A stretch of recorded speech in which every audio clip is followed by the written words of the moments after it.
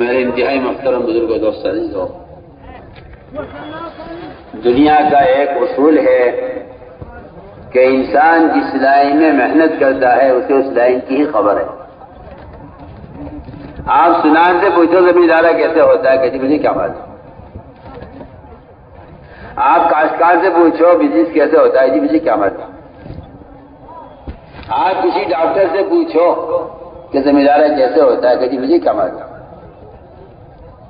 دنیا کا اصول ہے انسان جس لائن کی محنت کرتا ہے اسی لائن کی اس کو خبر بھی ہے، اسی لائن کا اس کو یقین بھی ہے۔ تاجر کہہ رہا ہے تجارت کر لو اس میں کامیابی ہے، زمیندار کہہ رہا ہے زمیندارہ کر لو میں اس میں کامیابی دیکھ رہا ہوں، حاکم کہہ رہا ہے سیاست میں آ جاؤ اس میں کامیابی اور عزت ہے۔ ہر انسان اپنی لائن کی محنت کی وجہ سے وہ اپنی لائن میں کامیابی کو عزت کو یقین نہیں کر رہا ہے اور دوسروں کو اس کی دعوت بھی دے رہا ہے۔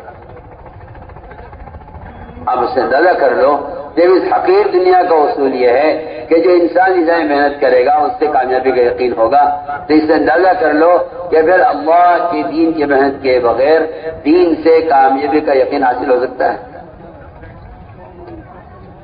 انسان جب دین کی محنت نہیں کرے گا تو دین سے کامیابی کا یقین کیسے پیدا ہو جائے گا؟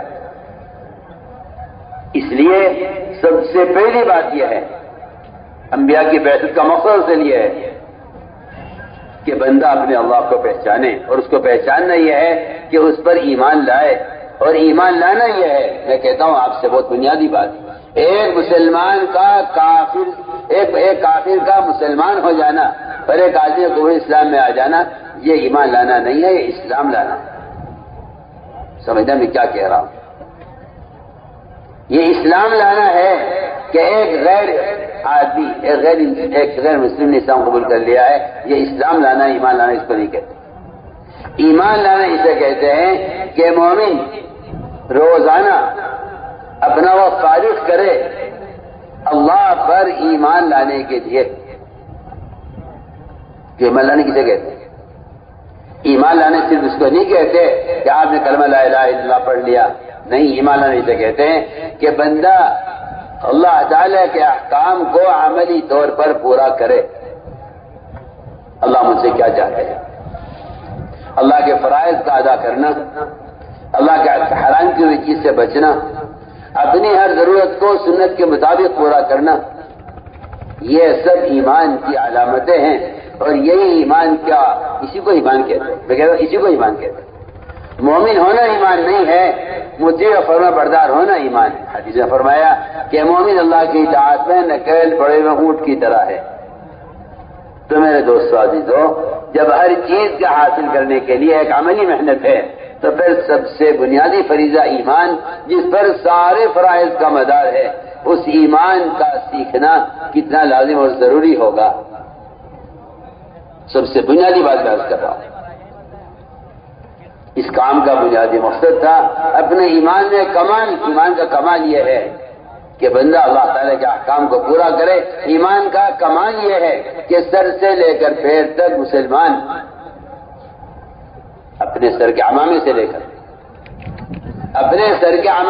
کر ٹخنے سے اونچا پاجامہ یا ٹخنے سے اونچی شلوار،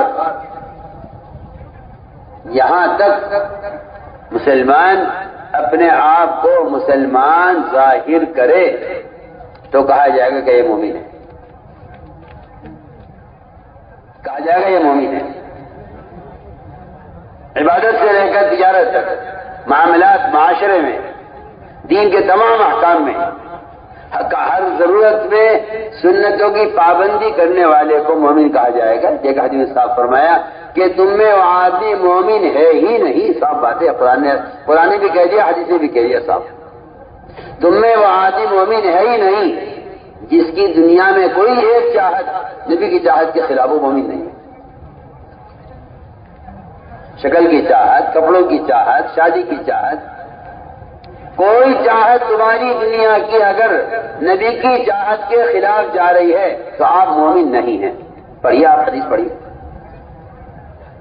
آپ تو دین سے جان چرانے کے لیے اور غیر مسلموں کے طریقوں کو اختیار کرنے کے لیے آپ تو یہ تعویلیں کرتے ہیں کہ یہ تو اس سے تو وہ ایمان مراد ہے، وہ والا ایمان مراد ہے، وہ والا ایمان مراد ہے، اس سے تو کامل ایمان مراد ہے۔ یہ سب بکواس ہے، یہ سب فضول کی باتیں ہیں، ورنہ حدیث میں صاف فرمایا کہ وہ آدمی مومن نہیں ہے جس کی ہر چاہت نبی کی چاہت کے تابع نہ ہو جائے، مومن نہیں ہے۔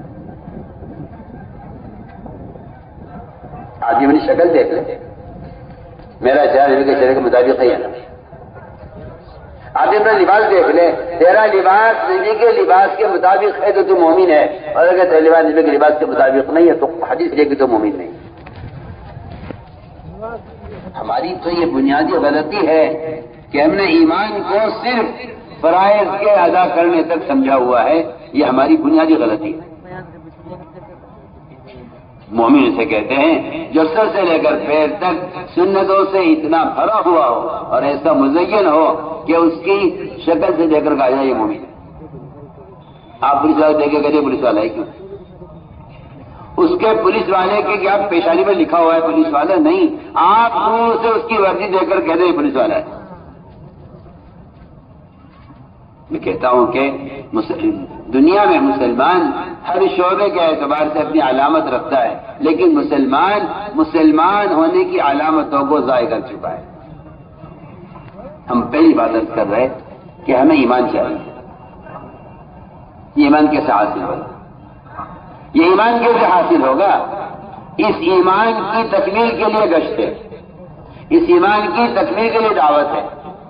انہیں قرآن نے صاف کہہ دیا ہے کہ دوسروں کو نیکی پر آمادہ کرنا اور دوسروں کو برائی سے بچانے کی کوشش کرنا، بس یہ ایک واحد ذریعہ ایمان کی تکمیل کا ہے۔ آپ چاہے جتنے بھی دیندار ہوں، آپ جتنے تہجد گزار ہوں، آپ جتنے چاہے وظیفے پڑھتے ہوں، آپ جتنی چاہے نیک اعمال کرتے ہوں، مگر یہ بات پورا مجمع اچھی طرح سن لے کان کھول کر کہ دوسروں کو بھلائی پر آمادہ کرنے کی کوشش کیے بغیر اور دوسروں کو منکر سے بچانے کی کوشش کیے بغیر کوئی آدمی ایمان کے کمال تک نہیں پہنچ سکتا۔ یہ بالکل قرآن حدیث میں صاف کر دیا گیا ہے۔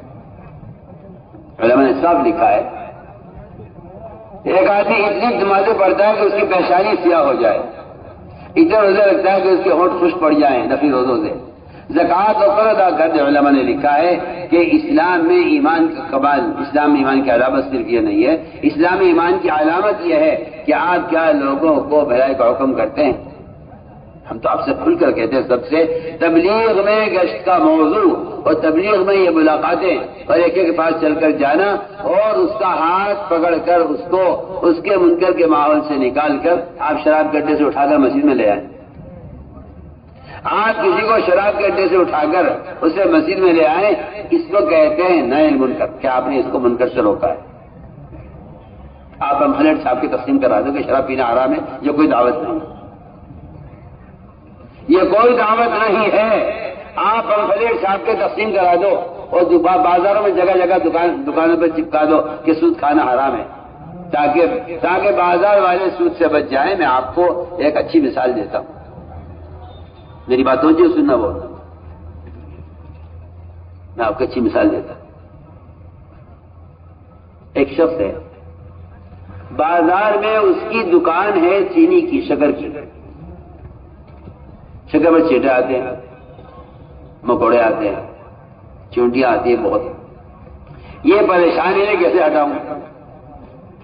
مجھے بتاؤ تو صحیح، اس بیوپاری نے، شکر کے بیوپاری نے اپنی شکر کی بوریوں پر اگر نمک لکھ دیا کہ تاکہ یہ چونٹے چھوڑ دیں کہ بھائی نمک ہے اس میں، ہو سکتا ہے؟ بہانہ میں کوئی جواب تو دے میری بات کا، بھائی کتنی اہم بات کر رہا ہوں۔ ارے بولو تو صحیح، کچھ آنا تو کرو۔ بولیے، ہر بوری پر نمک لکھ دے، ہر بوری پر نمک لکھ دے۔ مجھے بتا دو تم، یہ چینٹے اس بوری کو چھوڑ دیں گے نمک لکھا ہوا دیکھ کر؟ میں آپ سے کہتا ہوں اللہ کی قسم، اس سے زیادہ مسلمان کے منہ کو سود لگا ہوا ہے۔ آپ سود کا اشتہار لگا دو کہ سود کھانا حرام ہے، آپ کہیں گے میری ذمہ داری پوری ہو گئی۔ میں کہتا ہوں تیرے پوسٹر کی حیثیت اس شکر کی بوری پر نمک لکھنے سے زیادہ نہیں ہے۔ اصل مسئلہ حرام حلال بتلانا امر معروف نہیں ہے، حرام کو حرام بتلانا نہی منکر نہیں ہے۔ ایک آدمی سے کوشش کر کے نماز پڑھوا لینا یہ کہا جائے گا کہ آپ نے امر معروف کیا ہے۔ ایک آدمی کو کوشش کر کے شراب کے اڈے سے اٹھا کر مسجد میں لے آ کر اس سے شراب چھڑوا دینا، اس کو کہا جائے گا کہ آپ نے دعوت تفریض ادا کیا ہے، کہ آپ نے ایک آدمی کو منکر سے روک دیا۔ منکر سے روکنا دعوت ہے، منکر سے روکنا دعوت ہے۔ نماز ادا کرانے کی کوشش کرنا ایک مسلمان سے، اسے کہا جائے گا کہ آپ نے امر معروف کیا۔ حدیث میں صاف ہے، میں تو حدیث سے کہہ رہا ہوں کہ سارے مسلمان ایک کشتی کے سوار ہیں، گناہ منکر کرنے والے کشتی میں سوراخ کرنے والے ہیں۔ اگر آپ نے ہاتھ پکڑ لیا اس کا سوراخ کرنے والے کا تو آپ بچ جائیں گے، اور اگر آپ نے اس کا ہاتھ نہ پکڑا تو آپ غرق ہو جائیں گے۔ حدیث ہے، میں تو حدیث سے کہہ رہا ہوں۔ یہ جو آپ کے ذہن میں خیال پیدا ہو گیا ہے کہ دعوت دینے کا کوئی ایک طریقہ نہیں ہے، قلم سے، اخبار سے، رسالوں سے، ان گندے موبائلوں سے دین کی باتیں پھیلاتے رہو، فوجی ہم بھی دعوت دے رہے ہیں، یہ کوئی دعوت نہیں ہے، یہ کوئی دعوت نہیں ہے، یہ دین کے ساتھ عداوت ہے، کوئی دعوت نہیں ہے۔ کیوں؟ آپ سوچئے، آپ کا بیٹا، آپ کا باپ، آپ کا تایا نظر سے، نگاہ سے معذور ہے، نظر نہیں آتا، وہ جا رہا کنویں کی طرف۔ آپ اگر چیخ کر کہیں جی آگے کنواں ہے، اس نے سنا نہیں سنا، آپ تو اس وقت بھاگ کے جائیں گے، اس کا ہاتھ پکڑ لیں گے، ایسے کرو گے؟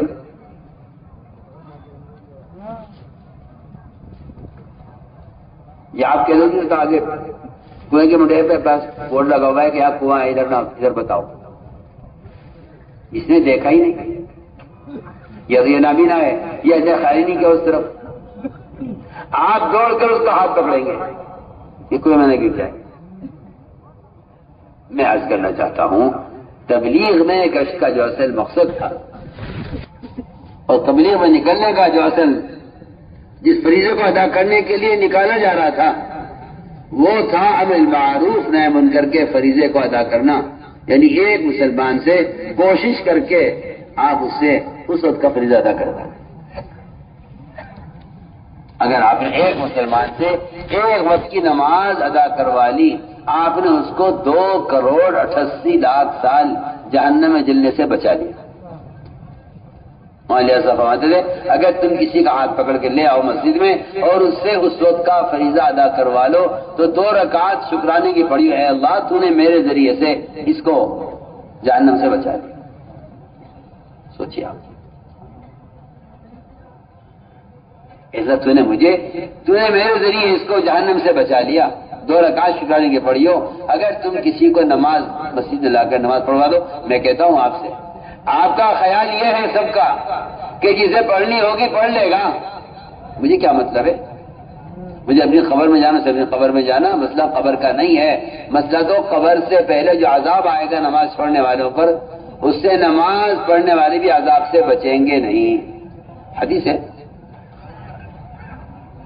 نماز پڑھنے والے عذاب سے بچیں گے نہیں، اس لیے نہیں بچیں گے عذاب سے کہ تم دیکھ رہے تھے کہ تمہارا پڑوسی نماز نہیں پڑھتا، تم نے کیا کوشش کی؟ اگر کوشش کی ہے تو تمہیں نجات ملے گی، اور اگر تم نے کوشش نہیں کی ہے تو تم بھی نماز چھوڑنے والوں کے عذاب میں پکڑے جاؤ گے، چاہے تم نماز پڑھتے کیوں نہ ہو۔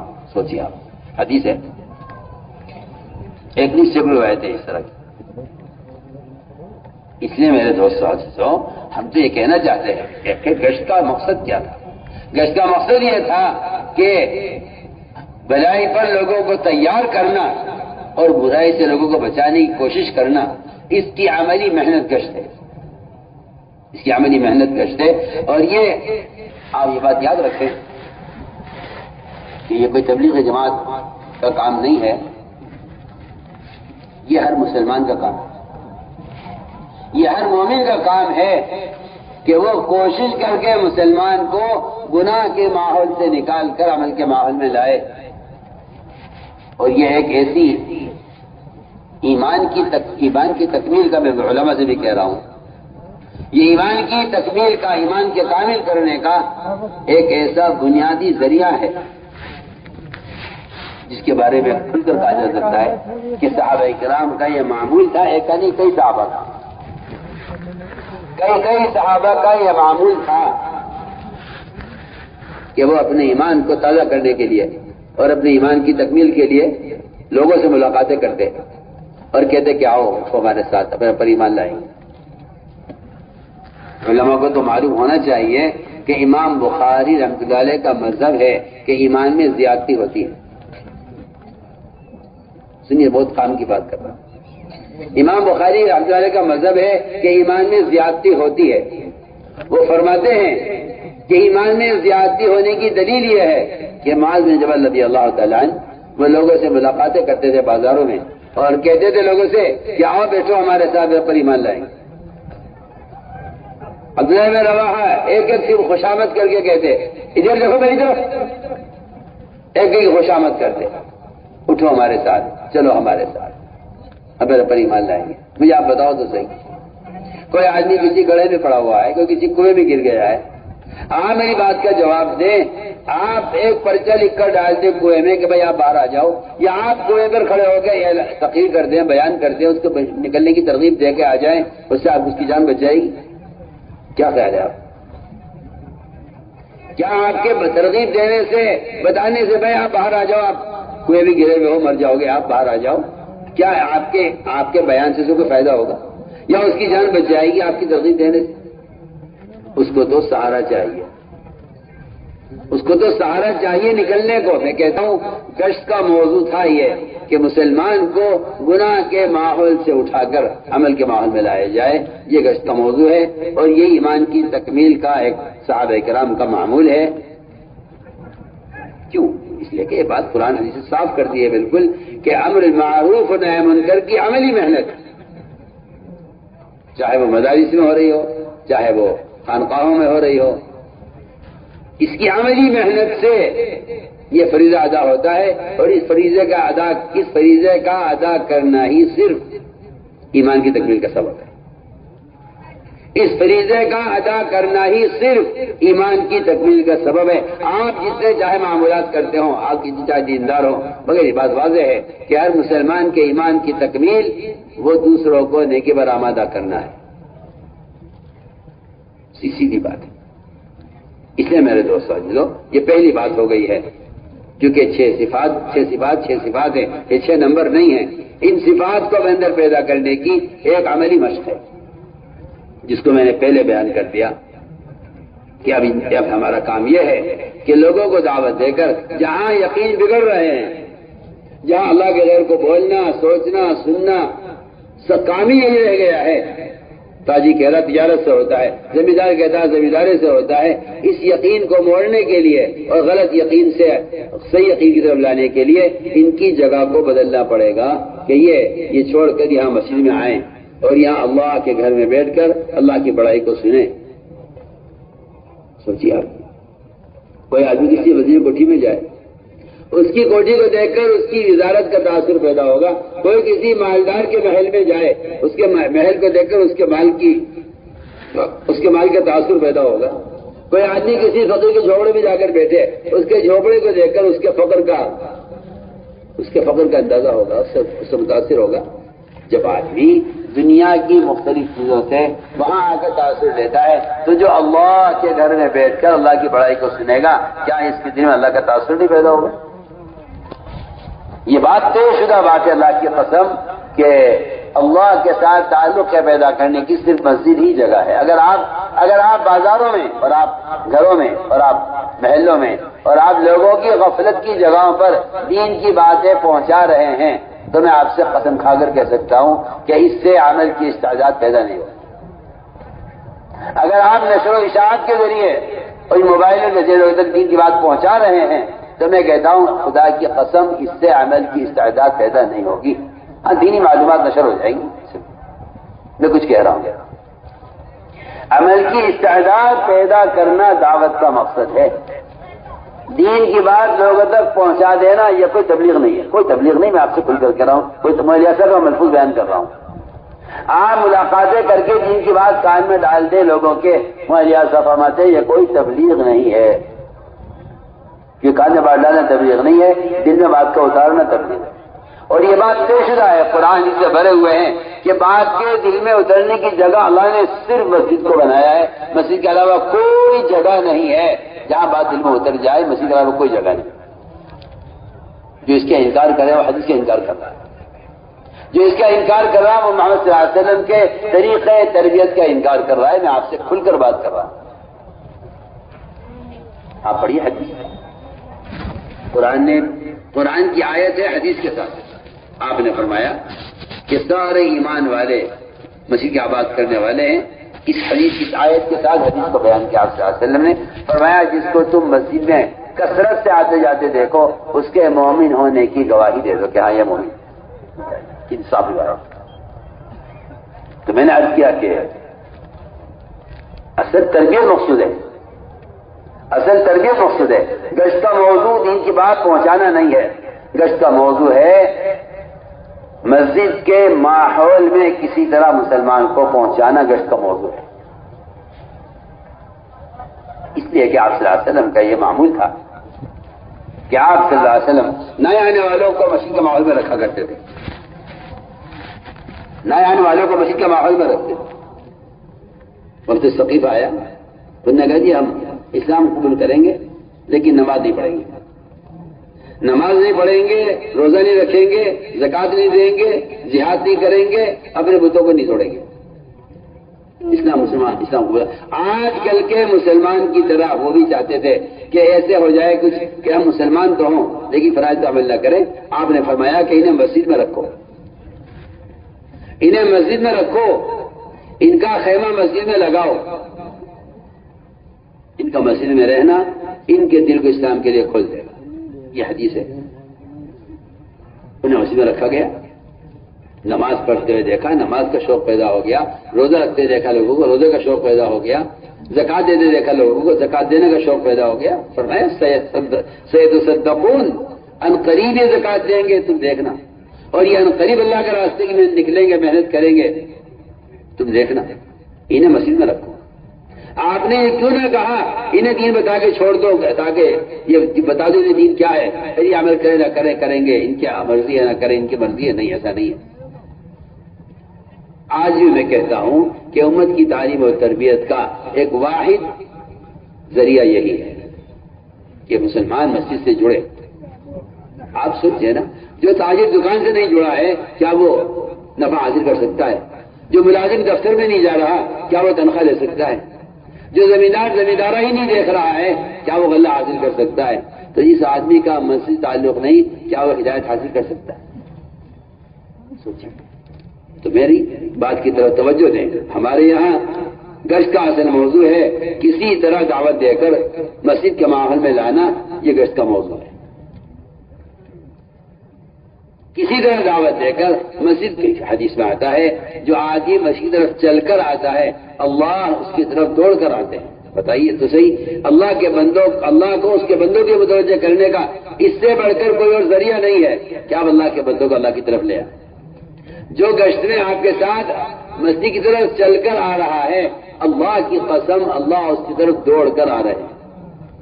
حدیث ہے، من اتانی ماشین اتیتہ ہرولۃ، حدیث ہے۔ اس لیے یہ بات پورا مجمع طے کر لے اس کو، لیکن نماز پڑھنے والے کے ذمہ فرض ہے، نماز پڑھنے والے کے ذمہ فرض ہے کہ وہ اپنے پڑوسی بے نمازی کو اپنے ساتھ نماز کے لیے لے چلے۔ سن لیں کیا کہہ رہا ہوں؟ نماز پڑھنے والے کے ذمہ فرض ہے کہ وہ اپنے ساتھ اپنے پڑوسی دکاندار کو بھی لے چلے، وہ اپنے ساتھ اپنے پڑوسی اپنے مکان کے پڑوسی کو بھی لے چلے۔ کیونکہ علماء نے لکھا ہے ایک آدمی نماز پڑھتا تو ہے لیکن دوسروں کو نماز پر آمادہ نہیں کرتا، یہ نماز پڑھنے والا گناہگار ہے۔ سن رہے کیا کہہ رہا ہوں؟ نماز پڑھنے والا گناہگار ہے۔ کیوں؟ اس لیے کہ نماز پڑھتا تو ہے لیکن دوسروں کو نماز پر آمادہ نہیں کرتا۔ آپ نماز کی فرض میں کتاب چھاپ دیں، آپ نے نماز کا علم پہنچایا ہے، نماز کی دعوت نہیں دی۔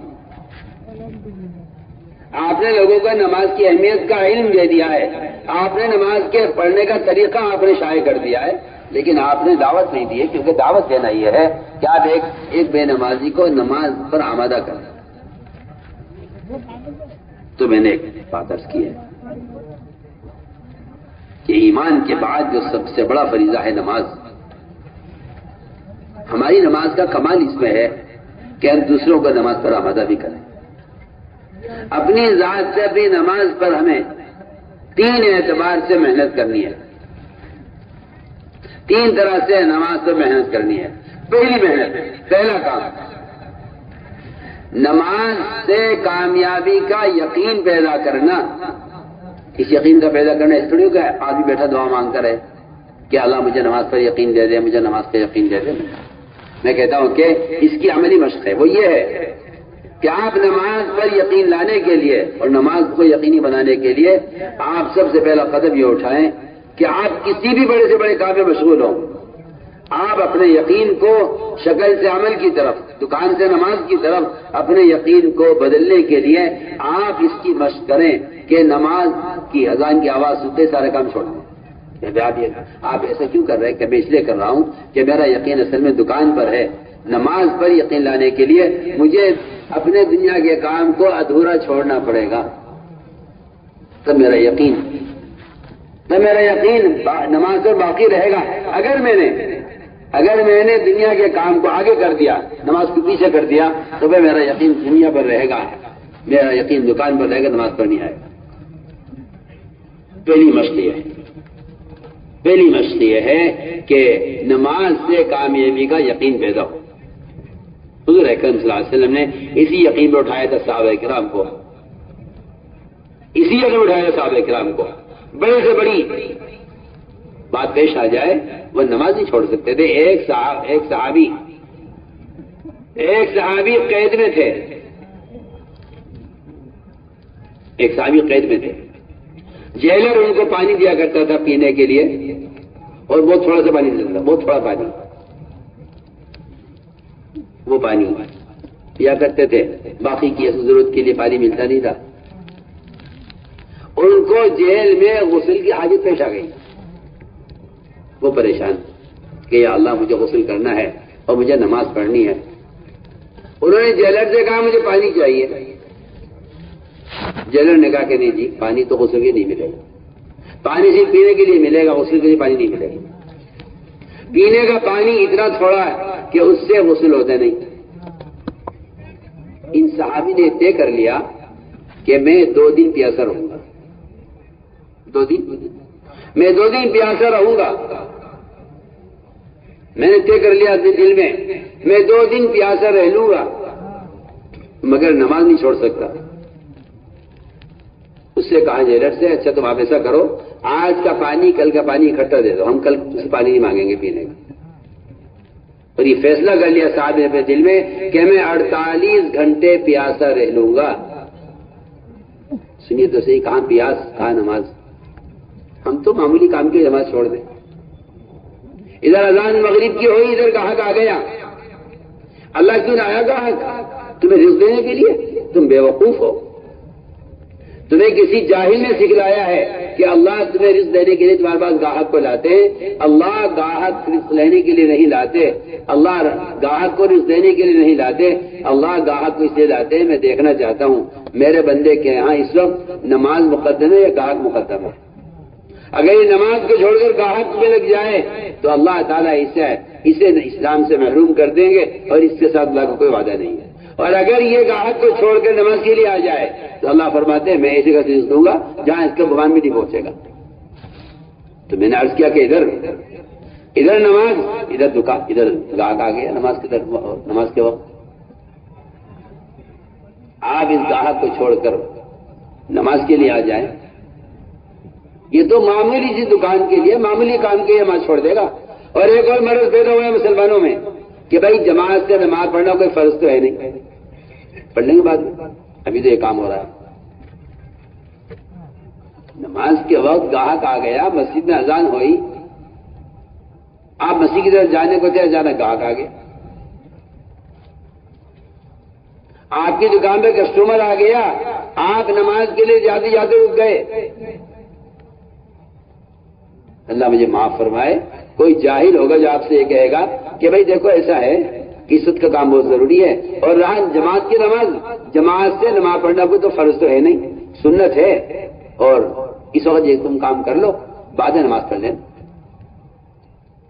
سنیے آپ مولانا صاحب جی بات فرماتے، مولانا صاحب فرماتے تھے کہ یہ اذان تمہیں نماز کا ٹائم بتانے کے لیے نہیں ہو رہی ہے، اذان نماز کا ٹائم بتانے کے لیے نہیں ہے، کیونکہ نماز کے ٹائم تو بہت پہلے بتا دیے گئے تھے جب نماز دی گئی تھی ہجرت سے پہلے۔ اذان نماز کا ٹائم بتانے کے لیے نہیں ہے، اذان تو عدالت کا سمن ہے۔ اذان کیا ہے؟ بولو کیا سن رہے تم، کیا کہہ رہا؟ اذان کیا ہے؟ اذان عدالت کا سمن ہے، اگر تم سمن پر نہ آئے تو تمہیں بھی گرفتار کر لیا جائے گا۔ اذان کوئی اعلان ہے نماز کا، اذان کوئی تمہیں ٹائم بتانے کے لیے ہو رہی ہے؟ اذان اللہ کی طرف سے پکار ہے، اللہ نے آپ کو اپنے گھر میں بلایا ہے، حی علی الصلاۃ حی علی الفلاح کا جو اعلان ہو رہا ہے وہ آپ کو مسجد میں آپ کو بلایا ہے۔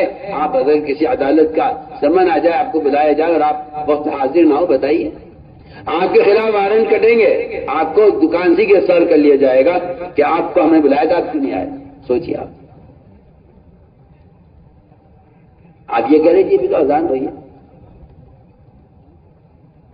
لوگ مسجد کی نماز ذرا سی بہانے سے چھوڑ دیتے ہیں۔ پوچھا گیا عبداللہ بن مسعود رضی اللہ تعالیٰ عنہ سے کہ ایک آدمی نماز تو پڑھتا ہے پابندی سے لیکن مسجد میں نہیں آتا، کوئی عذر بھی نہیں ہے؟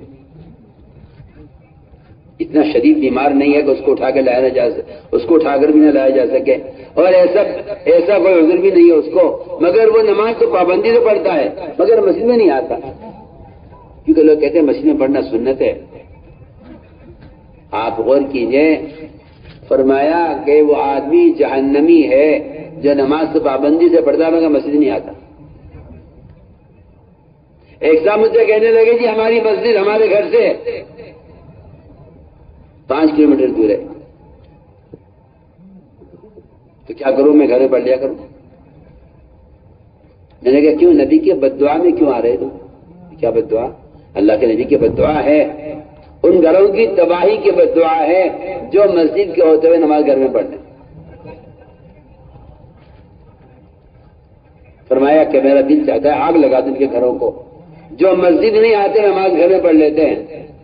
تو مجھ سے وہ صاحب کہنے لگے کہ جی میرا گھر دور ہے۔ میں نے کہا کتنا دور ہے؟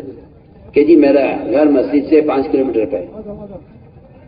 تو میں نے پوچھا کیا کرتے ہو؟ کہنے لگے جی میں ملازم ہوں۔ کہنے لگے ملازم ہوں میں نے کہا کہاں ہے تمہارا دفتر گھر سے؟ کہ جی 15 کلومیٹر پہ۔ آپ سوچیے، 5 کلومیٹر فاصلے پر مسجد ہے، وہاں تو آپ جا نہیں سکتے، 15 کلومیٹر پر آپ کا دفتر ہے، وہاں آپ صبح شام جاتے ہیں۔ اس نے کہا جی ایک اور میں دفتر ہے وہاں بیٹھنا ہوتا ہے، پھر وہاں سے وہاں جاتا ہوں۔ سوچیے آپ، سوچیے، سوال نماز کے لیے تو ہے کہ جی میں نے کہا تم دفتر ہے میں کیوں نہیں کر لیتے، کیوں جاتے ہو 15 کلومیٹر دور؟ کہ نہیں جی یہ تو ہو ہی نہیں سکتا کہ میں دفتر نہ جاؤں۔ نماز کے لیے مسجد میں آنے کا مسئلہ کو معلوم کر رہا ہے کہ میں نماز گھر میں پڑھ لوں کیونکہ مسجد دور ہے۔ آپ کا دفتر آپ کی مسجد سے 3 گنا زیادہ دور ہے، آپ کا دفتر آپ کے گھر سے 3 گنا زیادہ دور ہے مسجد کے مقابلے میں۔ تو میں نے عرض کیا میرے دوستوں عزیزوں، بات اصل یہ ہے کہ اذان تو اللہ نے آپ کو بلایا ہے مسجد میں، اللہ نے آپ کو بلایا ہے، اگر آپ آ جائیں تو پھر آپ کے لیے سارے وعدے ہیں، اور اگر آپ اس بلانے پر نہ آئے تو پھر آپ کے وارنٹ کٹیں گے۔ آپ جانتے ہیں سمن پہ نہ جانے کے والے کے لیے کیا مصیبتیں کھڑی ہو جاتی۔ میرے دوستوں ہمارے گشت کا موضوع پہلا میں نے عرض کر دیا کہ ایمان کی تکمیل گشت کا موضوع ہے۔ دوسری بات عرض کر رہا ہوں کہ نماز کے لیے گشت ہے، نماز کے لیے گشت ہے۔ بلال رضی اللہ تعالیٰ ایک ایک گھر پر جا کر نماز نماز نماز کہہ کے لوگوں کو مسجد میں لے کر آتے۔ اس زمانے میں جبکہ منافق کی مجال جماعت کی نماز چھوڑنے کی نہیں تھی، اس زمانے میں بھی بلال رضی اللہ تعالیٰ عنہ صحابہ پر گشت کر کے ان کو نماز کے لیے جمع کرتے تھے۔ آج جبکہ مسلمانوں کی اکثریت نماز چھوڑے ہوئے، تو میں نے عرض کیا پہلی مشق نماز پر یہ ہے کہ نماز پر یقین آئے، دوسری مشق یہ ہے نماز پر کہ نماز کا ظاہر ٹھیک کرو۔ کیوں بھائی؟ نماز کا ظاہر ٹھیک کرنے کے لیے جماعت میں کرنا کیا ضروری ہے؟ بازار میں کتاب ملتی ہے نماز کا طریقہ، بازار میں کتاب ملتی ہے نماز کا طریقہ، وہ لے لوں گا، سیکھ لوں گا اس سے، اس کے لیے جماعت میں کرنا کیا ضروری ہے؟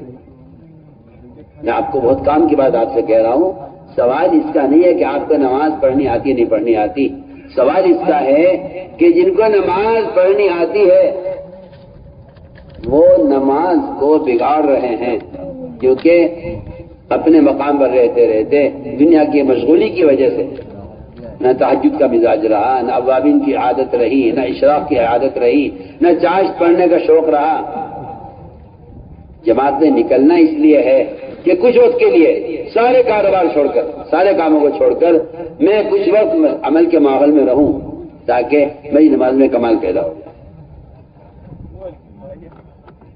سنیے آپ، عمر رضی اللہ تعالیٰ عنہ صحابہ کو اللہ کے راستے میں نکالا کرتے تھے یہ کہہ کر کہ میں تمہیں اس لیے بھیج رہا ہوں اللہ کے راستے میں تاکہ تمہاری نماز میں کمال پیدا ہو جائے۔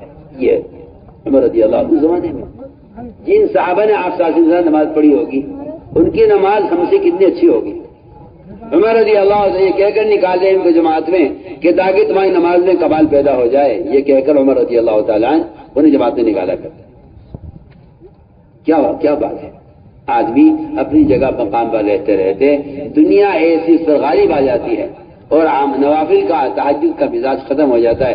4 مہینے جب سارے دنیا کے دھندے چھوڑ کر آدمی مسجد کے ماحول میں رہے گا، 4 مہینے وقت تہجد ملے گی، وقت توابین ملے گی، اور آہستہ آہستہ ہماری نمازوں میں کمال لے کے فرائض میں کمال پیدا ہوتا ہے نوافل سے، فرائض میں کمال پیدا ہوتا ہے نوافل سے۔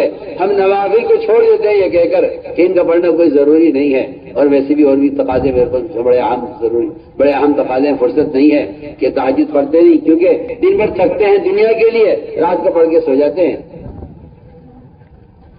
قرآن نے بھی حدیث نے بھی مومن اور مشرک کے درمیان ایک فرق تہجد کا بھی کیا ہے۔ سنیے تو صحیح، قرآن بھی حدیث میں بھی مومن مشرک کے درمیان فرق تہجد کا کیا ہے کہ مشرک تو وہ ہے جو پوری رات پڑھ کر سوئے گا صبح تک، لیکن مومن وہ ہے کہ رات کو اس کا پہلو بستر سے دور رہے گا رات کے قیام اور تہجد میں۔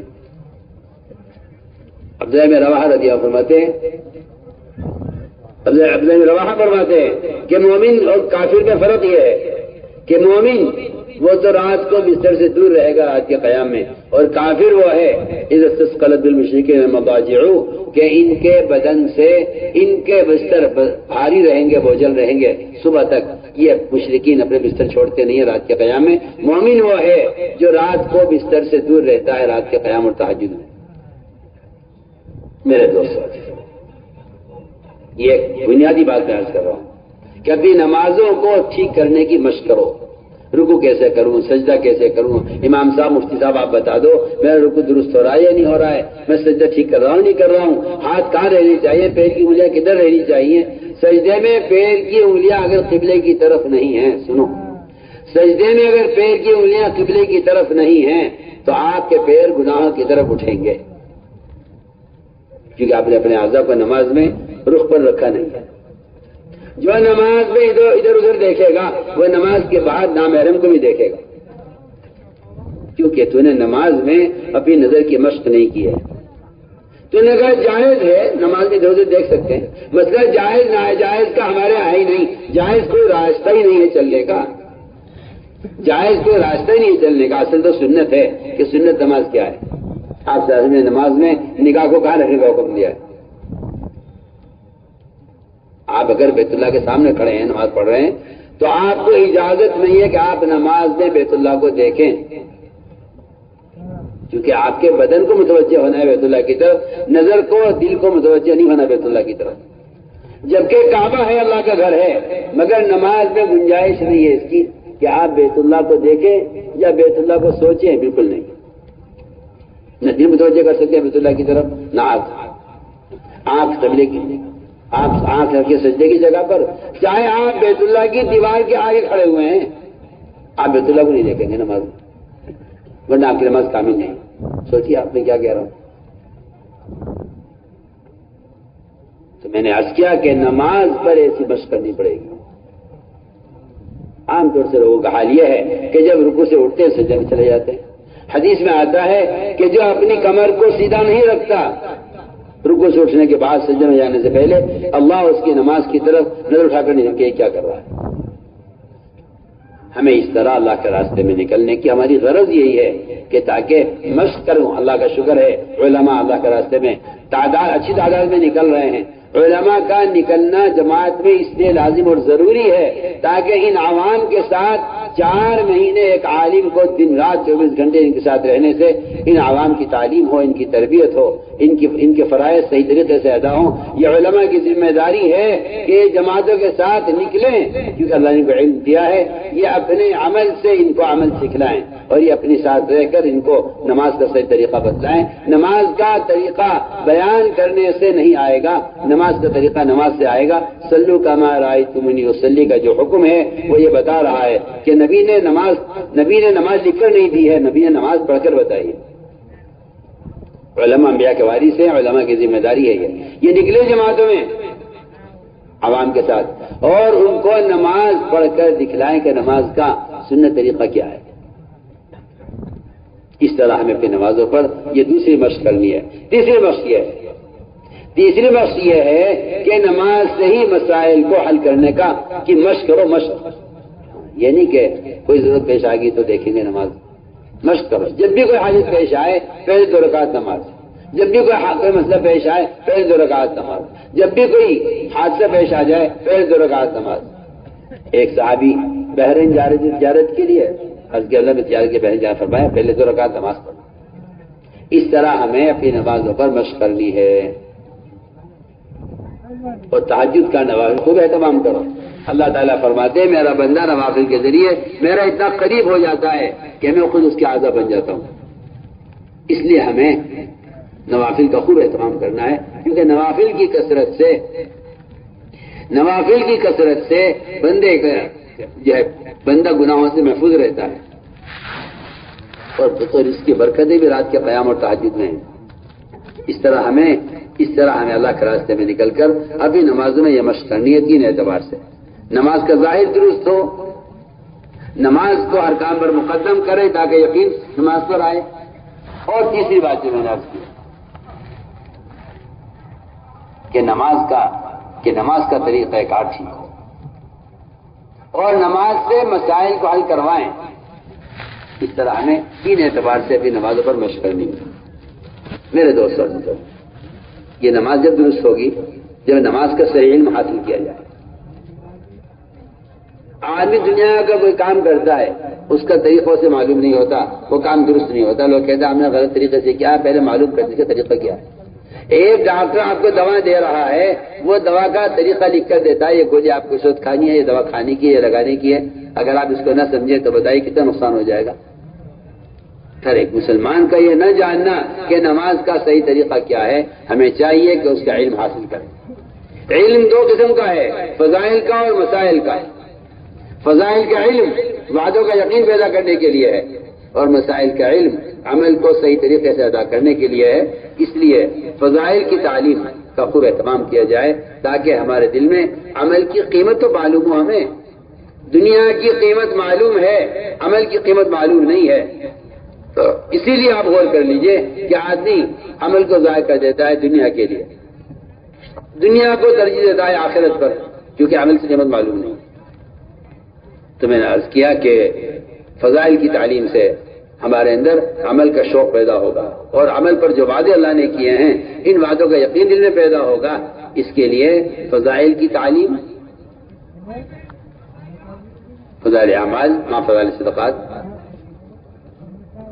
ظہر کے بعد کی تعلیم میں فضائل اعمال مع فضائل صدقات، اور اس کے ساتھ قرآن کو صحیح کرنے کا حلقہ قائم کیا جائے. یہ روزانہ کا کام ہوگا جماعت کا اللہ کے راستے میں نکل کر.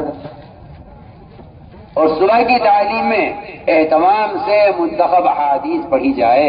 یہ ایک تعلیم کی وہ بنیادی کتاب ہے جو اہمیت تبلیغ میں 6 نمبروں کی ہے، وہ اہمیت تبلیغ میں منتخب احادیث کی ہے. یہ دعوت کا یہ کام، اس کی 6 صفات مشہور ہے، ساری دنیا جانتی ہے. کسی غیر مسلم پوچھو گے بھائی تبلیغ کا 6 نمبر کیا ہے، میں کہتا ہوں اس زمانے کے غیر مسلم بتا دے گا 6 نمبر کیا ہے. صاحب درالی نے ان صفات کو سمجھنے کے لیے اور ان کو بیان کرنے کے لیے یہ احادیث کا مجموعہ تیار کیا ہے، منتخب احادیث. یہ ہماری تعلیم کی بنیادی اہم کتاب ہے. ہمیں فضائل اعمال کے ساتھ ساتھ منتخب احادیث سے تعلیم کا بڑا اہتمام کرنا ہے. تو صبح کی تعلیم میں منتخب پڑھی جائے گی ہر جگہ، کسی ملک میں ہو، کسی علاقے میں ہو، کسی مرکز میں ہو، کسی صوبے میں ہو، کہیں بھی ہو. صبح کی تعلیم منتخب احادیث. آپ کی جماعت کہیں بھی چلی جائے، آپ کے ہماری تعلیم کا طریقہ ہی ہے. اور ظہر کے بعد کی تعلیم میں فضائل اعمال مع فضائل صدقات، اس کے ساتھ قرآن کی تصدیق کا حلقہ ہو، اور اس کے بعد 6 صفات کا مذاکرہ ہو احادیث کی روشنی میں. یہ 3 کام ہمیں اللہ کے راستے میں نکل کر ظہر کی تعلیم میں کرنے ہیں. صبح کی تعلیم اور تعلیم کے ساتھ ایک بنیادی عمل یہ ہے کہ تعلیم کا طریقہ کیا ہو. تعلیم کا طریقہ اور سنت طریقہ ہے. حضور اکرم صلی اللہ علیہ وسلم کا معمول تھا جب آپ کوئی اہم بات فرماتے تھے اس کو 3 مرتبہ دہراتے تھے. کیوں 3 مرتبہ دہراتے؟ ایک مرتبہ آدمی متوجہ ہوتا ہے، دوسری مرتبہ میں سنتا ہے، تیسری مرتبہ میں بات یاد ہو جاتی ہے. 3 مرتبہ آپ حدیث کو دہرایا کرتے تھے تاکہ آپ کی بات کو اچھی طرح سمجھ لیا جائے. ہمارے تعلیم کرانے والے اس کا خیال کریں کہ جب وہ حدیث پڑھیں تو عربی عبارت علماء ہیں تو پڑھیں. عوام کو عربی عبارت نہیں پڑھنی چاہیے، وہ اس کے الفاظ صحیح ادا نہیں کر پاتے. اگر وہ عالم ہے تو اس کو چاہیے کہ وہ عربی عبارت 1 مرتبہ پڑھے اور ترجمہ حدیث کا 3 مرتبہ ٹھہر کر سمجھا کر اپنی طرف سے تعلیم میں بات کی نہ کی جائے. تعلیم میں اپنی بات کرنا، یہ اللہ کے نبی کے بات پر اپنی بات کو مقدم کرنا ہے. بیان کے وقت بیان ہو، تعلیم کے وقت صرف تعلیم ہو. البتہ اتنا ضرور ہے کہ تعلیم کے اردو کا جب آدمی حدیث کا ترجمہ پڑھے تو حدیث کا ترجمہ ٹھہر کر پڑھے، مجموعے کو درمیان میں متوجہ کرتا رہے اور کہے مجموعے دیکھو اللہ کے رسول کیا فرما رہے ہیں. اس طرح متوجہ کرتے ہوئے ہمیں منتخب احادیث سے تعلیم کا اہتمام کرنا ہے. تعلیم کے ساتھ تعلیمی گشت، یہ بھی صحابہ کی سنت ہے. میں تو عرض کر چکا ہوں نا کہ گشت ان 3 فرائض کے لیے ہے: ایمان کے لیے گشت، نماز کے لیے گشت، تعلیم کے لیے گشت. تعلیم کے ساتھ تعلیمی گشت ہو. مسجد میں تعلیم ہو رہی ہے اور 2 4 ساتھیوں کی جوڑیاں بنا کر انہیں مسجد کے اطراف میں باہر بھیجا جائے. کھلے بازار سے، بڑے بازار سے، لوگ گلیوں میں آپ کو ویسے ملیں گے. لوگ آپ کو نعوذ باللہ، آج کل تو نئے حلقے لگے رہتے ہیں، تو نعوذ باللہ کہیں جوا کھیلا جا رہا ہے، کہیں خدا نہ کرے نعوذ باللہ جو تاش کھیلنے جا رہے ہیں، کہیں کوئی گناہ ہو رہا ہے. گناہوں کے اڈوں پر جائیں گشت کرتے لوگوں کی تھوڑیوں میں ہاتھ دے کر خوشامد کرتے. میں کہتا ہوں، پھر کہتا ہوں آپ سے، دین کی بات پہنچانا کوئی تبلیغ نہیں ہے، کوئی تبلیغ نہیں ہے. آپ اس کو بھول جائیے، کوئی تبلیغ نہیں ہے. امت تباہ ہو رہی ہے، مرتد ہو رہی ہے. آپ دین کی باتیں نشر کرنے کو سمجھتے ہیں کہ اس سے دین پھیل جائے گا. آپ کا خیال غلط خیال ہے. یہ کوئی دعوت اور تبلیغ نہیں ہے کہ آپ دین کی باتیں بیٹھے موبائلوں سے نشر کرتے رہیں. کوئی دعوت تبلیغ نہیں ہے. اللہ کی قسم، اسی نے امت کو برباد کیا ہے. امت کی بے دینی اور جہالت کا سبب ہی یہی ہے کہ آپ نے امت کی تعلیم کے نظام کو اٹھا کے بدل دیا اور آپ نے کہا کوئی ضرورت نہیں آپ کو آنے کی، علم آپ کے پاس پہنچ جائے گا. میں کہتا ہوں امت کو گمراہ کرنے کا سبب یہی بنا ہے. ورنہ تعلیم کا نظام ایک نظام تھا تعلیم کا کہ جاہل کو دعوت دے کر مسجد میں لاؤ، علماء کے حلقے میں، علماء کی صحبت اور مجلس میں لوگوں کو ترغیب دے کر دینی مدارس میں داخل کرو. اس کے علاوہ تعلیم کا کوئی طریقہ نہیں ہے. سب یہ آپ کے رواجی شیطانی طریقے ہیں جنہیں آپ چلانے کی کوشش کر رہے ہیں اور سمجھتے ہیں یہ بھی ایک طریقہ ہے. کوئی طریقہ نہیں. امت غفلت میں تھی، آپ نے مجھے غفلت میں ڈال دیا. امت گناہوں میں پہلے پڑی ہوئی تھی، آپ نے اس علم کو گناہوں سے جوڑ دیا. میں تو آپ سے کھل کر کہتا ہوں، مجھے اس میں کوئی حجاب نہیں ہے، مجھے آپ کی رائے سے کوئی اتفاق بھی نہیں. یہ حماقت ہے، جہالت ہے، بیوقوفی ہے، کچھ نہیں ہے، کچھ نہیں ہے۔ محمد صلی اللہ علیہ وسلم تعلیم دے رہے ہیں، صحابی کا مونڈا پکڑ کر ہلا کر اپنی طرف متوجہ کر کے حدیث سنا رہے، ایک صحابی کا ہاتھ پکڑ کر بات کر رہے، ایک صحابی کا ہاتھ پکڑ کر تحیات سکھلا رہے، معاذ بن جبل سے 3 مرتبہ مجھے تم سے محبت ہے، مجھے تم سے محبت ہے، مجھے تم سے محبت ہے، بار بار کہہ کر پھر بتا رہے کہ نماز کے بعد یہ دعا پڑھ لیا کرو۔ آپ سوچیے، آپ وہ صحابہ جو آپ کی بات کو سنتے کے دماغ رویا کرتے تھے، ان کو پکڑ کر آپ بات کر رہے، اور یہ غفلت کا زمانہ 15 سال کے بعد آپ ان گندے موبائلوں سے دین کی باتیں نشر کر کے سمجھ رہے کہ لوگوں تک دین کی بات پہنچ رہی ہے۔ میں تو آپ کی اس رائے سے حیران پریشان ہوں کہ آپ نے کیا سوچا ہے، کیا نظام بنایا ہے، سوچیے آپ۔ اور آپ مصر ہیں اس پر کہ جی کوئی حرج نہیں ہے، کوئی حرج نہیں ہے۔ حرج تو جب ہوتا ہے جب آپ کو سنت کے تربیت کے مصنون طریقے آپ کو معلوم ہوتے، تب آپ کو حرج معلوم ہوتا۔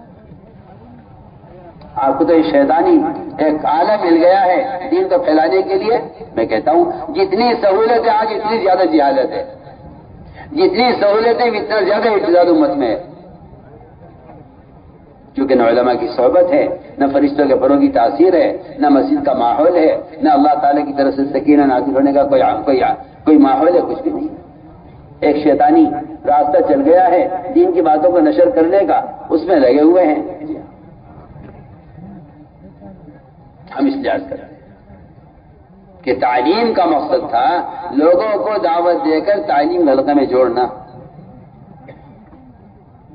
تعلیمی گشت امام المحدثین کی سنت ہے، ابو ہریرہ رضی اللہ تعالیٰ عنہ۔ مسجد میں تعلیم ہو رہی ہے، ابو ہریرہ بازار میں لوگوں کو اٹھا کر مسجد میں بھیج رہے، چلو تعلیم ہو رہی ہے مسجد میں، یہاں کیا کر رہے ہیں؟ دیکھیے آپ پڑھی، یہ تھوڑی کہہ دیا کہ بھائی بتا دیں تعلیم فلاں وقت ہوتی ہے، آنا، ہاں جی آئیں گے، بس ہو گئی ہماری ذمہ داری پوری کہ وہ آئی ہے نہ آئے۔ تعلیم میں اٹھا کر لانا لوگوں کو، جو دیکھ کر واپس دوبارہ بھیجنا۔ پڑھیے نا حدیث ابو ہریرہ کا واقعہ پڑھیے۔ وہ بازار سے لوگوں کو مسجد میں بھیج کر انتظار کیا انہوں نے، لوگ واپس چلے گئے مسجد میں جھانک کر کہ یہاں سے میراث تقسیم نہیں ہو رہی ہے، انہوں نے دوبارہ بھیجا کہ جاؤ مسجد میں تعلیم ہو رہی ہے، وہ اللہ کے نبی کی میراث ہے۔ پورا واقعہ ہے۔ تو میں نے عرض کیا کہ اس طرح فضائل کی تعلیم، دوسری مسائل کی تعلیم۔ تبلیغ میں ایک بات یہ چل پڑی، سننا میں کچھ کہہ رہا ہوں، علماء سے بھی کہہ رہا ہوں، عوام سے بھی کہہ رہا ہوں، تبلیغ میں بات یہ چل پڑی کہ بھائی تبلیغ میں مسائل کا کوئی ذکر نہیں ہے، یہاں تو صرف فضائل ہے۔ میں کہتا ہوں بالکل غلط سوچ، آپ صرف فضائل کی تعلیم کر لیں، آپ مسائل کی طرف متوجہ نہ ہوں، تو میں سمجھتا ہوں کہ لوگ شوق سے عمل کریں گے مگر عمل برباد ہوگا، ضائع ہوگا، کیونکہ انہوں نے عمل جہالت کے ساتھ کیا ہے۔ ہمارے یہاں جو اہمیت فضائل کی وہ اہمیت مسائل کی ہے۔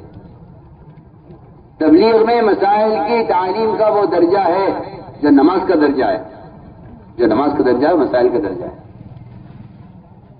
اس لیے علماء سے بڑی تاکید کے ساتھ یہ درخواست ہے کہ علماء مسجدوں کو وقت دیں، مدرسوں کو دیتے ہیں وقت دیتے ہیں، ٹھیک ہے، ہم اس سے انکار نہیں ہے۔ مدرسے کو علماء وقت دیتے ہیں، اس سے مدرسے کے طلبہ تک علم پہنچے گا، حالانکہ علماء کے علم میں ساری امت کا حصہ ہے۔ اگر علماء مسجد کو وقت نہیں دیں گے تو یہ جو عوام لا تعداد سیلاب بہ رہا ہے ایک جہنم کی طرف، جس کو کوئی پرسان حال نہیں۔ اللہ فضل رحمت کرے مولانا ابو الحق صاحب ہردوئی رحمۃ اللہ علیہ کو وہ 1 منٹ کا مدرسہ جو چاہتے تھے مسجد میں، ان کی چاہت یہ تھی کہ مسائل عوام کو مسجد سے سکھلائے جائے۔ مدارس علماء کے بننے کی جگہ ہے، مساجد علماء کے عوام کو کی تعلیم کی جگہ، ان کی تربیت کرنے کی جگہ ہے۔ یہ ڈاکٹر بنتے ہیں بڑے بڑے جو ہے کالجوں میں اور یونیورسٹیوں میں، اور وہاں سے فارغ ہو کر پھر یہ محلوں میں کلینک کھولتے ہیں، وہاں مریضوں کو دیکھتے ہیں۔ میں ایک بہت اچھی مثال آپ کو دے رہا ہوں۔ یہ علماء، ان کے لیے مساجد کلینک کی طرح ہیں، ان کے لیے مساجد عوام کی علاج اور عوام کی تربیت اور تعلیم کے لیے ہیں۔ اس علی کا قول ہے، فرمایا رضی اللہ تعالیٰ عنہ، حضرت علی فرماتے تھے تم میں اگر شرافت انسانیت ہے تو اس شرافت انسانیت کا تقاضا یہ ہے کہ ہر مسجد میں علماء کی ایک جماعت تیار کی جائے جو وہاں کے عوام کو خود دین سکھلائے۔ یہ حضرت علی کا قول میں عرض کر رہا ہوں۔ اس لیے علماء کو چاہیے مسجد کو وقت دیں، عوام کو ہم گشت کر کے مسجد میں لائیں گے اس لیے تاکہ ان کو علماء سے جوڑیں، اور علماء ان کی آپ صلی اللہ علیہ وسلم بیٹھے ہوئے تھے مسجد میں، ایک صاحب کو زنا کا تقاضا پیدا ہوا، وہ آئے آ کر کہا اللہ مجھے زنا کرنے کی اجازت دی، آپ کیا فرماتے ہیں زنا کے بارے میں؟ میرا دل چاہتا ہے زنا کرنے کا میں اجازت دینے آیا ہوں۔ آپ نے فرمایا، مسجد میں بٹھا کر سمجھایا، وہ کہتے ہیں آپ نے مجھے اس طرح سمجھایا مسجد میں، میرے دل میں زنا کی نفرت پیدا ہو گئی، میں کہ میں زنا کبھی نہیں کروں۔ سوال حرام حلال بتلانا نہیں ہے، سوال اس کا ہے کہ آپ کے دل میں حرام کی نفرت پیدا کیسے ہوگی؟ معلومات سے نہیں ہوگی۔ کتنے نعوذ باللہ صبح نعوذ باللہ گناہ کرنے والے، کبائر کرنے والے وہ ہیں نہیں جانتے گئے گناہ ہے۔ گناہ سے بچنے کی استعداد علم سے پیدا نہیں ہوتی، گناہ سے بچنے کی استعداد علم سے پیدا نہیں ہوتی، نماز کی ادا کرنے کی استعداد علم سے پیدا نہیں ہوتی۔ علم تو طریقہ بتائے گا، عمل کی استعداد پیدا ہوتی ہے عمل کے ماحول میں رہنے سے، فرشتوں کے پروں میں رہنے سے۔ میں تو عرض کر چکا ہوں کہ آپ صلی اللہ علیہ وسلم نے وفد ثقیف کو مسجد میں رکھا تھا تاکہ عمل کی استعداد پیدا ہو جائے۔ اس طرح ہم وہ تاکید سے عرض کر رہے ہیں کہ عوام کو چاہیے کہ وہ علماء سے مسائل معلوم کریں۔ تبلیغ میں جو اہمیت فضائل کی ہے وہ اہمیت مسائل کی ہے۔ میں نزدیک کے کام ناقص ہے کہ بس فضائل کی تعلیم ہو، صرف نہیں، بالکل نہیں۔ کسی عمل کا اعتبار نہیں ہے جب تک وہ عمل علم کے مطابق نہ ہو۔ اس لیے ہمیں چاہیے کہ ہم علماء کے ساتھ اپنا تعلق قائم کریں، اور خروج میں خاص طور پر کہہ رہا ہوں کہ 4 مہینے کی جماعت علماء لے کر پھریں، اس لیے کہ علماء کی یہ نقل و حرکت یہ امت کے جہل کا مشاہدہ کرنے اور امت کی جہالت کو اور امت کی بیماریوں کو دیکھنے کا یہ بہترین جو ہے، میں کہتا ہوں کہ یہ بہترین موقع ہے، اور اس سے زیادہ بہتر اور کوئی شکل مجھے، اس سے بہتر کوئی شکل مجھے نہیں آتی جس میں زیادہ سے زیادہ عوام کا علماء کے ساتھ اختلاط کا موقع مل جائے۔ مدارس اپنی جگہ ہیں سڑکوں پر، ان کی ضرورت ہے، وہ ایک بنیادی فریضہ ہے۔ اور یہ بات اب یاد رکھیں، کسی ملک یا کسی ضلع میں یا کسی صوبے میں اسلام کا اگر بقا ہے تو وہ دینی مدارس سے ہے۔ اس کے قیام کے لیے اپنی جان، مال، وقت، زمین، جائیداد، جو کچھ آپ پیش کر سکتے ہیں، میں کہتا ہوں کہ مسلمان کے مال کا سب سے پہلا مصرف، مسلمان کے مال کا سب سے پہلا تقاضا، ان کی شادیاں، ان کے مکانات، ان کی سواریاں، ان کی ضروریات، ان کی خواہشات سے بڑھ کر سب سے پہلے مسلمان کے مال کا جو مصرف ہے وہ دینی مدارس کا قائم کرنا ہے۔ اسکول خوب بنا لیے، کالج خوب بنا لیے، جہل خوب پڑھا جا رہا ہے، جہالت خوب پڑھائی جا رہی ہے، جس کا آخرت سے کوئی تعلق نہیں ہے۔ وہ علم جس پر آخرت ملے گی، وہ علم جس پر جنت کا وعدہ ہے، اگر کسی جگہ 10 اسکول ہے تو وہاں کوئی ایک مدرسہ بھی نہیں ہے، کہیں 50 اسکول ہے تو وہاں کوئی ایک مدرسہ بھی نہیں ہے، کہیں 100 اسکول ہے کہ جہاں ایک مدرسہ بھی ہے، تو آپ سے اندازہ کر لیجئے اگر مسلمان کو علم کا شوق ہوتا تو میں سمجھتا ہوں کہ شاید مدارس وہ زیادہ ہوتے، لیکن علم کا شوق نہیں۔ اس لیے ہم تاکید سے عرض کر رہے ہیں کہ ہمارے علماء کو چاہیے کہ وہ اپنا وقت فارغ کریں عوام کے لیے، عوام کو چاہیے کہ وہ روزانہ مسجد کو وقت دیں علماء سے مسائل معلوم کرنے کے لیے۔ اس طرح ہمیں مسجدوں کو مسائل کے حلقوں سے بھی آباد کرنا ہے۔ یہ فضائل ہو گئے، مسائل ہو گئے۔ اس طرح ہمیں میرے دوستوں اللہ کے ذکر کی مشق کرنی، اللہ کے راستے میں نکل کر۔ ذکر کیا ہے؟ اللہ کو یاد رکھنا ذکر ہے، اس یاد رکھنے کے لیے یاد کرنا ہے۔ جو اللہ کو یاد نہیں کرتے یاد رکھتے بھی نہیں ہیں۔ اس لیے صبح شام کی تسبیحات کا اہتمام، ذکر باوضو کیا جائے، تنہائی میں کیا جائے، اللہ کے دھیان کے ساتھ ذکر کیا جائے۔ ذکر میں اللہ کے غیر سے کٹنا چاہیے، وذکر اسم ربک وتبتل الیہ تبتیلا، پوری طرح اللہ کے غیر سے کٹ کر اللہ کے ساتھ تنہا ہو جاؤ ذکر میں۔ اس طرح ہمیں باوضو ہو کر قبلہ رخ اور اللہ کی طرف متوجہ ہو کر اللہ کے دھیان کے ساتھ ہمیں ذکر کا اہتمام کرنا ہے۔ ایک تجوید تیسرے کلمے کی سبحان اللہ، الحمدللہ، لا الہ الا اللہ، اللہ اکبر، ولا حول ولا قوت الا باللہ العلی العظیم۔ ایک تجوید و شرک کی استغفار کی، 3 تکبیر صبح شام جی لگا کر اللہ کی طرف متوجہ ہو کر پڑھنے کا اہتمام فرمائیں۔ افضل ذکر قرآن کی تلاوت ہے۔ تمام اذکار میں اللہ کی ذات سے نکلا ہوا کلام ہے، کوئی کلام اس کے برابر نہیں ہے۔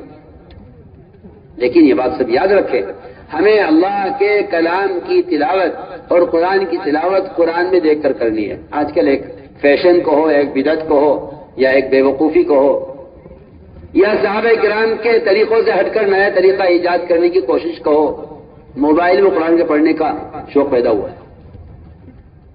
میں آپ سے سب سے بہت تاکید سے کہہ رہا ہوں, بہت تاکید سے کہہ رہا ہوں, موبائل میں قرآن کے پڑھنے کی قطعاً کوئی گنجائش نہیں ہے,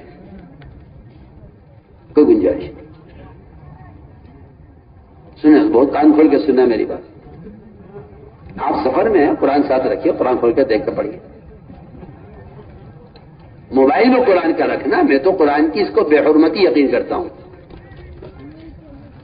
حضرت تھانوی رحمۃ اللہ علیہ فرماتے ہیں قرآن کا ریڈیو پر سننا ناجائز ہے, اور اس کے سننا, قرآن کا ریڈیو پر سننا قرآن کی بے حرمتی ہے. بلکہ لکھا ہے کہ سننے والوں کو روکنا واجب ہے. کیوں؟ قرآن کا ادب, قرآن کا احترام. سوچیے صحیح آپ, ہمارے بڑے کیا کہہ گئے. قرآن کو ریڈیو پر اسی میں گانا آ رہا, اسی میں قرآن آ رہا. ادھر کو گھما دو سوئی, گانا چلنے لگے, قرآن ادھر کو گھما دو, وہ تو مشین ہے. قرآن سن رہے ہوں گے آپ, قرآن کے بیچ میں گانا شروع ہو جائے گا. عجیب الٹی کھوپڑی کے لوگ ہیں. جھوٹی تعبیریں کرنا, باتیں بنانا, بجائے اس کے کہ آپ صحابہ کو تھامیں, صحابہ کے طریقے کو پکڑیں اور امت کو صحابہ کے طریقے پر لانے پر کوشش کریں. آپ نئے نئے شوشے چھوڑ کر اور نئے نئے طریقے ایجاد کر کے صحابہ کے طریقوں کو ملیا میٹ کریں اور نئے طریقے ایجاد کریں, اس کی کیا ضرورت ہے؟ کیوں؟ سنیے, میں کچھ کہہ رہا ہوں,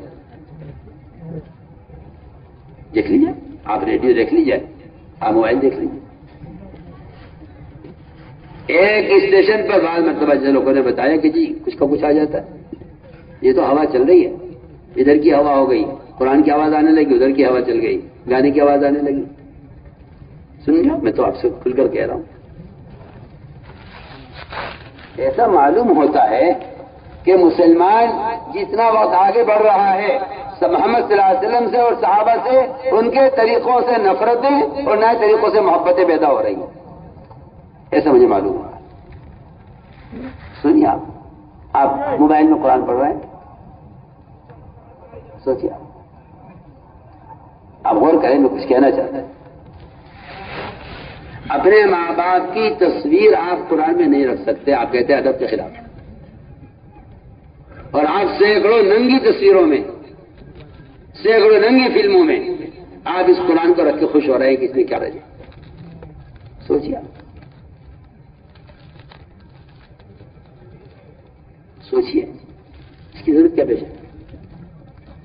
آپ کے ہاتھ میں قرآن ہوتا, ہر دیکھنے والے کے لیے آپ کی قرآن, ہاتھ میں قرآن ہونا ہر دیکھنے والے کے لیے تلاوت کی عملی دعوت بنتا. نہیں, آدمی ذرا سا تھوڑا سا عقل سے سوچے, عقل سے سوچے. اس قرآن کو محمد صلی اللہ علیہ وسلم کے قلب پر اتارنے کے لیے, جبکہ آپ صلی اللہ علیہ وسلم اتنے پاک ہیں, آپ اتنے پاک ہیں کہ آدم علیہ السلام سے لے کر آپ کے والد تک درمیان میں آپ کے نسب میں کہیں شرک نہیں ہے. سنو, میں کچھ کہنا چاہتا ہوں, توجہ سننا بات میری. درمیان میں کہیں شرک نہیں. آپ اتنے پاک ہیں, اتنے پاک ہیں آپ صلی اللہ علیہ وسلم, آپ اتنے پاک ہیں کہ آپ کے آدم علیہ السلام سے رہ کر آپ کے والد تک کہیں درمیان میں شرک نہیں ہے. وَيَنْقُلَ أَحَدٌ نُورًا عَظِيمًا تَلَأْلَأَ فِي وُجُوهِ السَّاجِدِينَ تَقَلَّبَ فِيهِمْ قَرْنًا فَقَرْنًا إِلَىٰ أَنْ جَاءَ خَيْرُ الْمُرْسَلِينَ. شاعر کہتا ہے کہ آپ صلی اللہ علیہ وسلم کا نور انبیاء کی پیشانیوں میں چمکتا رہا اور سجدے کرنے والوں کی پیشانیوں میں چمکتا رہا ہر زمانے میں, اور وہ نبیوں سے نبیوں میں منتقل ہوتا رہا یہاں تک آپ تشریف لے آئے. یہ شعر کا خلاصہ ہے جو میں نے پڑھا ہے. وَيَنْقُلَ أَحَدٌ نُورًا عَظِيمًا تَلَأْلَأَ فِي وُجُوهِ السَّاجِدِينَ تَقَلَّبَ فِيهِمْ قَرْنًا فَقَرْنًا إِلَىٰ أَنْ جَاءَ خَيْرُ الْمُرْسَلِينَ. اس شعر کا خلاصہ یہ تھا کہ آپ تو نور ہیں, آپ کا یہ نور, اللہ اکبر, اتنے پاکیزہ ہیں آپ. آپ صلی اللہ علیہ وسلم کے پسینے کو, آپ سو رہے تھے, میں ایمن اس کی کوئی حیثیت نہیں. انہوں نے آپ کے پسینے کو جو آپ کے بدن سے بہ رہا تھا اس کو بوتل میں جمع کرنے لگے. آپ کی آنکھوں کیا کر رہے ہیں کہ آپ کے بدن سے جو پسینہ بہ رہا ہے میں اسے بوتل میں جمع کروں, کیا کرو گی اسے؟ کہنے لگی آپ کے پسینے سے ہم دو کام کرتے ہیں. آپ کے پسینے سے ہم دو کام کرتے ہیں. پہلا کام تو یہ ہے کوئی کیسا بھی بیمار ہو, کیسا بھی کوئی خطرناک حالت میں ہو, ہم ایک قطرہ پسینے کا آپ کے اس کے حلق میں ڈال دیتے ہیں, وہ صحتیاب ہو جاتا ہے. اور دوسرا مقصد ہمیں آپ کے پسینے سے, اصل میں آپ کے پسینے سے عطر تیار کرتا ہے. سنیے آپ سلسلے کا پسینہ آپ کے پسینے میں عطر تیار کرتا ہے. اتنی خوشبو ہے پسینے میں آپ صلی اللہ علیہ وسلم کے کہ آپ کے پسینے سے خوشبو تیار کی جاتی ہے, ہم اس سے عطر بناتے ہیں. سنیے آپ, جس کا پسینہ اتنا پاکیزہ, جس کا پیشاب ایسا ہو کہ آپ نے پیشاب رکھا کر کے ایک پیالے میں, صحابی اس کو پی گئے اس خیال سے کہ شاید پانی رکھا ہوا ہے. پیشاب کی بو ہوتی ہے پیشاب کا کے اندر, اس کا ذائقہ ہی اور اس کی خوشبو ہی بتا رہی ہے کہ یہ پیشاب ہے. لیکن آپ صلی اللہ علیہ وسلم کے پیشاب صحابی نے پیا, ان کو اس بات کا احساس بھی نہیں ہوا کہ یہ پیشاب ہے.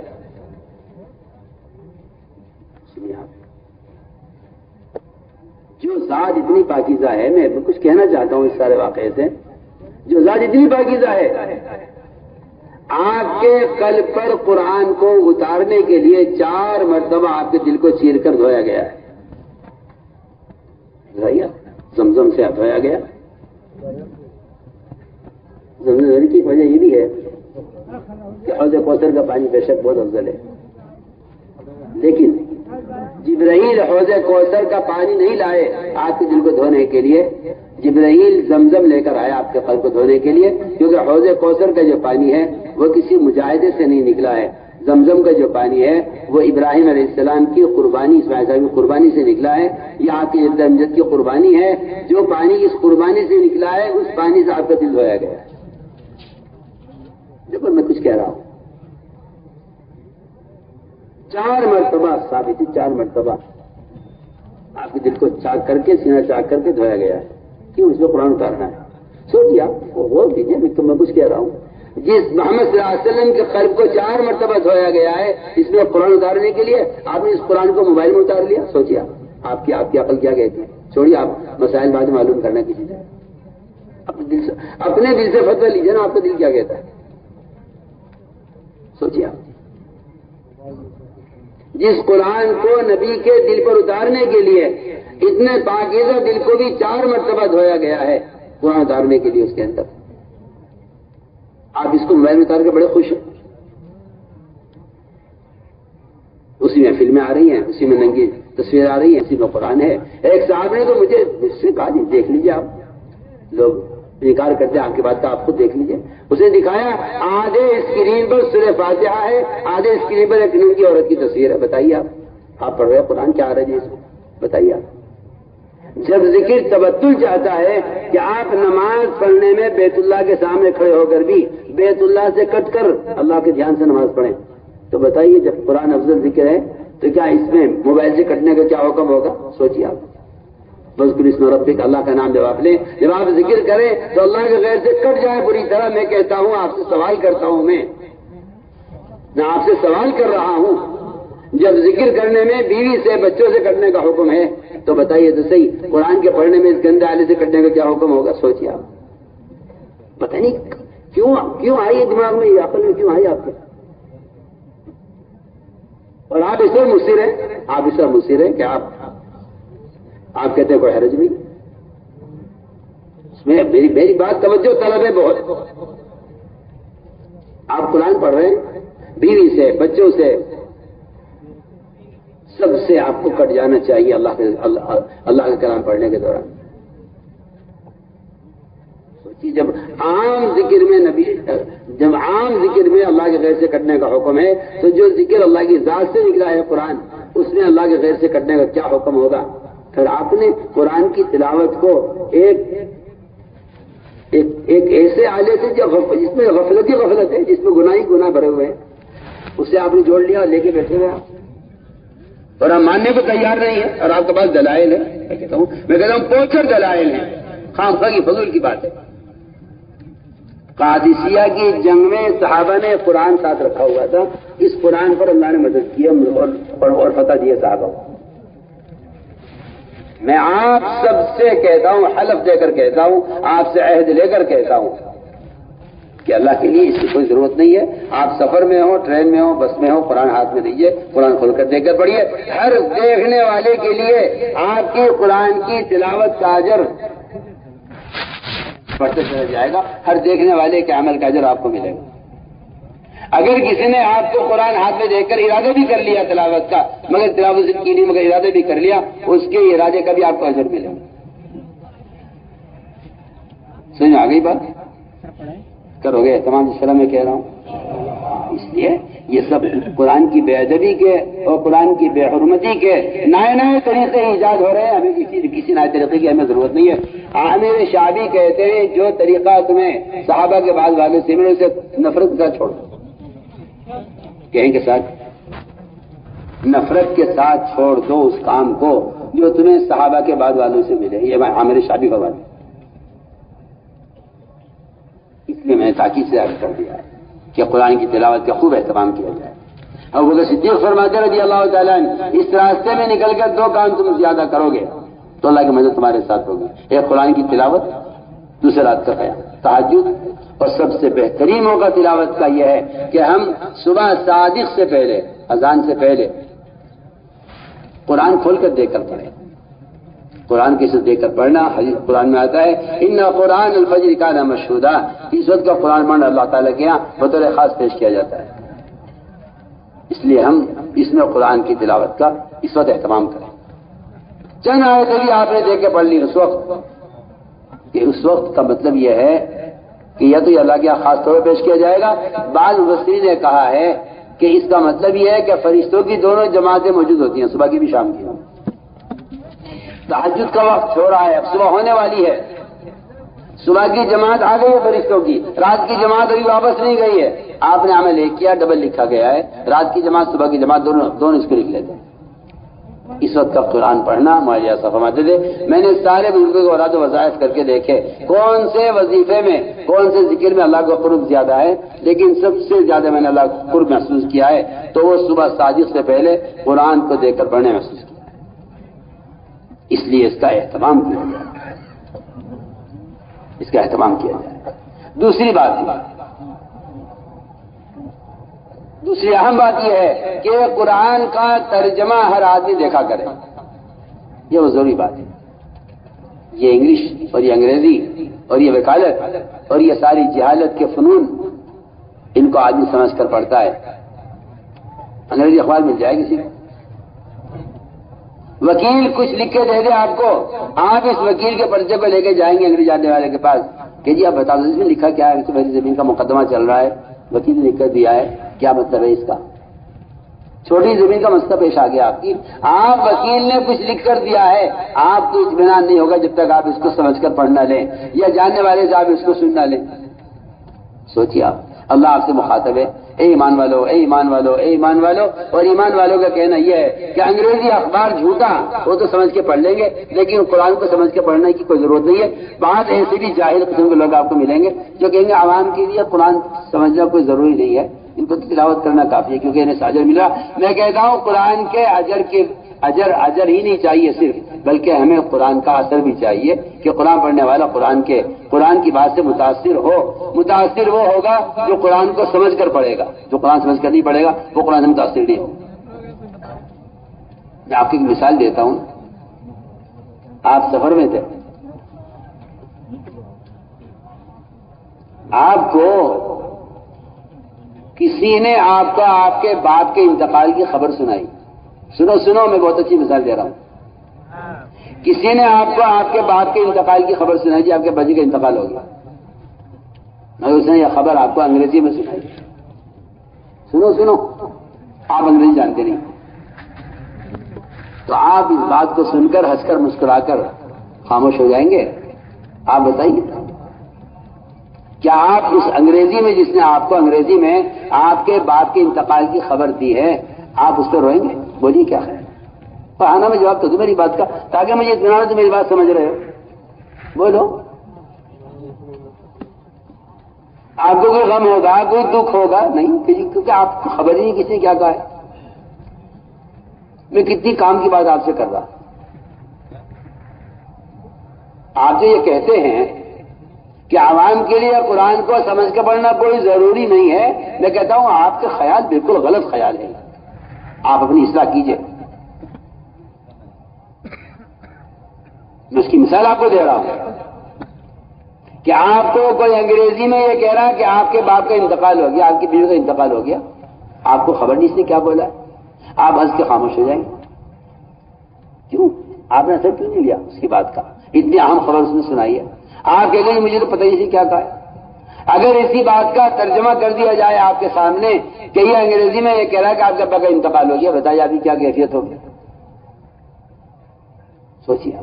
میں تو آپ کو آسان مثال دے رہا ہوں. یہی ہے قرآن کو سمجھ کو نہ اور بغیر سمجھے پڑھنے کی مثال یہی ہے. قرآن میں وعیدیں ہیں، قرآن میں عذاب کی دھمکیاں ہیں، قرآن میں وعدے ہیں، قرآن میں اللہ تعالیٰ سے بشارتیں ہیں. اگر آپ ان کو سمجھ کر نہیں پڑھیں گے تو آپ اللہ کے کلام سے متاثر نہیں ہوں گے. اللہ کیا کلام کو نہیں خبر. اس لیے میرے دوستوں بتاکی سے ماشاء اللہ بعض علماء نے بہت اچھے آسان ترجمے کیے ہیں قرآن کے. مولوی بلال ندوی کا قرآن کا، حسنی کا قرآن بہت مجھے آسان لگا ہے عوام کے لیے. تو کسی بھی کا بھی ترجمہ آپ ترجمہ ضرور رکھیں اپنے ساتھ اور دیکھیں کہ اللہ تعالیٰ کیا فرما رہا ہے، اللہ مجھ سے کیا کہہ رہا ہے. اللہ قرآن میں کافروں سے زیادہ ایمان والوں سے مخاطب ہیں، ایمان والوں کی طرف متوجہ ہیں، ایمان والوں سے بات کر رہے ہیں.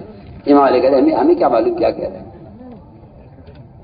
کسی بیوقوفی کی سوچ ہے. انگریزی سمجھ کے پڑھتے ہیں، وکالت میں خوب سر پھوڑتے ہیں، تجارت خوب پڑھتے ہیں، بزنس بڑھنے ڈاکٹر بننے کے لیے امریکہ چلے جائیں گے، باہر کے ملکوں میں دھکے کھا لیں گے. اور کہتے قرآن سمجھ کے پڑھ لو تو کہ اس کا تو کوئی ضروری نہیں. عجیب پاگل پن کی سوچ ہے. حضرت علی فرماتے رضی اللہ تعالیٰ جو آدمی قرآن سمجھ کر نہیں پڑھ رہا ہے، قرآن کو سمجھ کر نہ پڑھنے میں کوئی خیر نہیں ہے. حضرت علی کا قول ہے قرآن کو بغیر سمجھے پڑھنے میں کوئی خیر نہیں ہے. حضرت علی کا قول ہے. آج سے طے کر لو انشاءاللہ. ہم نے طے کر لیا ہم روزانہ جتنی تلاوت کریں گے اتنی تلاوت کا ترجمہ پڑھیں گے. اللہ کیا کہہ رہا ہے پتہ تو چلے آپ کو، اللہ آپ سے مخاطب ہے. اس طرح میرے دوستوں ہمیں قرآن کی تلاوت کا، اس کے ترجمہ کا اہتمام کرنا ہے. اگر ہم عبادات کے ذریعے اپنے اللہ کے درمیان کے تعلقات کو ٹھیک کر لیں، جتنا فسادات مسلمانوں میں جھگڑے فریضیاں یہ جو کچھ بھی ہو رہا ہے یہ سب کا سب اس لیے ہے کہ میں اللہ سے بگڑا ہوا ہوں، میں نے اللہ سے بگاڑی ہوئی ہے. جو آدمی اپنے اللہ کے درمیان کے معاملات کو بگاڑے گا اس کے مخلوق کے درمیان فسادات ہوں گے، جھگڑے ہوں گے. اور جو اپنے اللہ کے درمیان کے معاملے کو درست کر لے گا اللہ اس کے بندوں کے درمیان کے معاملات درست کر لیں گے. من اصلح ما بین و بین اللہ اصلح اللہ ما بین و بین خلقہ. بندے کے اور مخلوق کے درمیان کے تعلقات جب ٹھیک ہوتے ہیں، جب اس کے اللہ کے تعلقات ٹھیک ہوتے ہیں تو چنانچہ حقوق اللہ کے ساتھ سب سے مسئلہ حقوق العباد کا ہے. اللہ اپنے حق کے لیے جائیں گے معاف کر دیں گے، لیکن بندہ اگر بندوں کے حقوق مار کر گیا ہے، اس کی زمین قبضائی، اس کی دکان ہتھیائی، اس کے پیسے مار لیے، اس کے ساتھ خیانت کر لی، اس کی زمین دبا لی، یہ وہ عابد ہے، یہ حاجی صاحب ہیں، اور یہ وہ آدمی ہے جس نے بڑے عمرے کیے ہیں، بڑے قرآن ختم کیے ہیں، یہ بڑا نمازی تھا اور یہ بڑا عبادت گزار تھا، لیکن اس کو چاٹا مار دیا، اس کو ڈانٹ دیا، اس کو ذلیل کر دیا. یہ آئے گا قیامت میں پہاڑوں کی طرح اعمال کا ڈھیر لے کر آئیں گے. حق والے آئیں گے، اپنے حق کا سوال کریں گے. اللہ فرمائیں گے حق والوں سے کہیں گے اس کی نیکیاں لے لو. ساری نیکیاں اس کی لے لی جائیں گی، یہ نیکیوں سے خالی ہو جائے گا. نیکیوں سے خالی ہو جائے گا یہ عابد. آج کل لوگوں کا خیال یہ ہے کہ جی میں تو ان سے بہت اچھا ہوں، کیونکہ تو نماز پڑھتی ہوں، میں تو نماز پڑھتا ہوں۔ تو نماز پڑھتا ہے مگر تو نے اگر بے نمازی کا حق مارا ہے تو تیری یہ نمازیں حق والے لے جائیں گے قیامت میں۔ وہاں تو بے نمازی ہوگا یہ وہاں تو بے نمازی ہوگا یہ نمازی ہو جائے گا۔ سنو میں کیا کہہ رہا ہوں، جو مسلمان کا حق مارے گا دنیا میں وہ آخرت میں نماز سے خالی ہو جائے گا۔ لیکن آج کل جن لوگوں کی نظر اپنی عبادات پر ہے کہ جی میں تو بہت تہجد پڑھتا ہوں، میں تو بڑی تلاوت کرتا ہوں، آپ کو ایسے بزرگ ملیں گے کہ ان کی پیشانی پر تو سیاہ نشان ہوگا سجدے کا، مگر پڑوسی پریشان ہوگا۔ ان کے اللہ کے درمیان تو بڑا اچھے تعلقات ہیں، کیونکہ عبادات مستغنی کا حق ہے، اللہ کا عبادت کی ضرورت نہیں ہے، لیکن مخلوق محتاج ہے، مخلوق کو آپ نے اس کا حق مارا ہوا ہے، آپ کی اسے اپنا حق چاہیے۔ اللہ تعالیٰ کو مخلوق کی عبادت کی ضرورت نہیں ہے، مگر مخلوق کو اپنے حقوق کی ضرورت ہے۔ آپ ایک زمین قبضہ بیٹھے ہیں، کسی سے قرض لے کر اس کے واپس نہیں کر رہے ہیں، یہ ساری اللہ اکبر بعض روایتیں ایسی عجیب و غریب ہیں۔ آپ نے فرمایا آپ اس طرح دیکھنے لگے حیران ہو کر آسمان کی طرف، بہت حیران آسمان میں دیکھنے لگے آپ صحابہ دیکھ رہے کیا ہو رہا ہے، آپ نے کہا اللہ اکبر یہ کیا اتر رہا ہے، اللہ اکبر یہ کیا اتر رہا ہے۔ صحابہ نے کہا کیا اتر رہا ہے، نظر نہیں آ رہا۔ فرمایا آج اللہ نے ایک عجیب بات اتاری ہے آسمان سے، اور یہ بات اتاری ہے اگر کوئی شخص اللہ کے راستے میں شہید کر دیا جائے، پھر زندہ کیا جائے، پھر شہید کیا جائے، پھر زندہ کیا جائے، فرمایا کہ اتنی فضیلت کے باوجود بھی اللہ کے اس کی مغفرت نہیں ہوگی جب تک اس کے ذمہ قرضہ ہے کسی کا، اس کے ذمہ کسی کا حق۔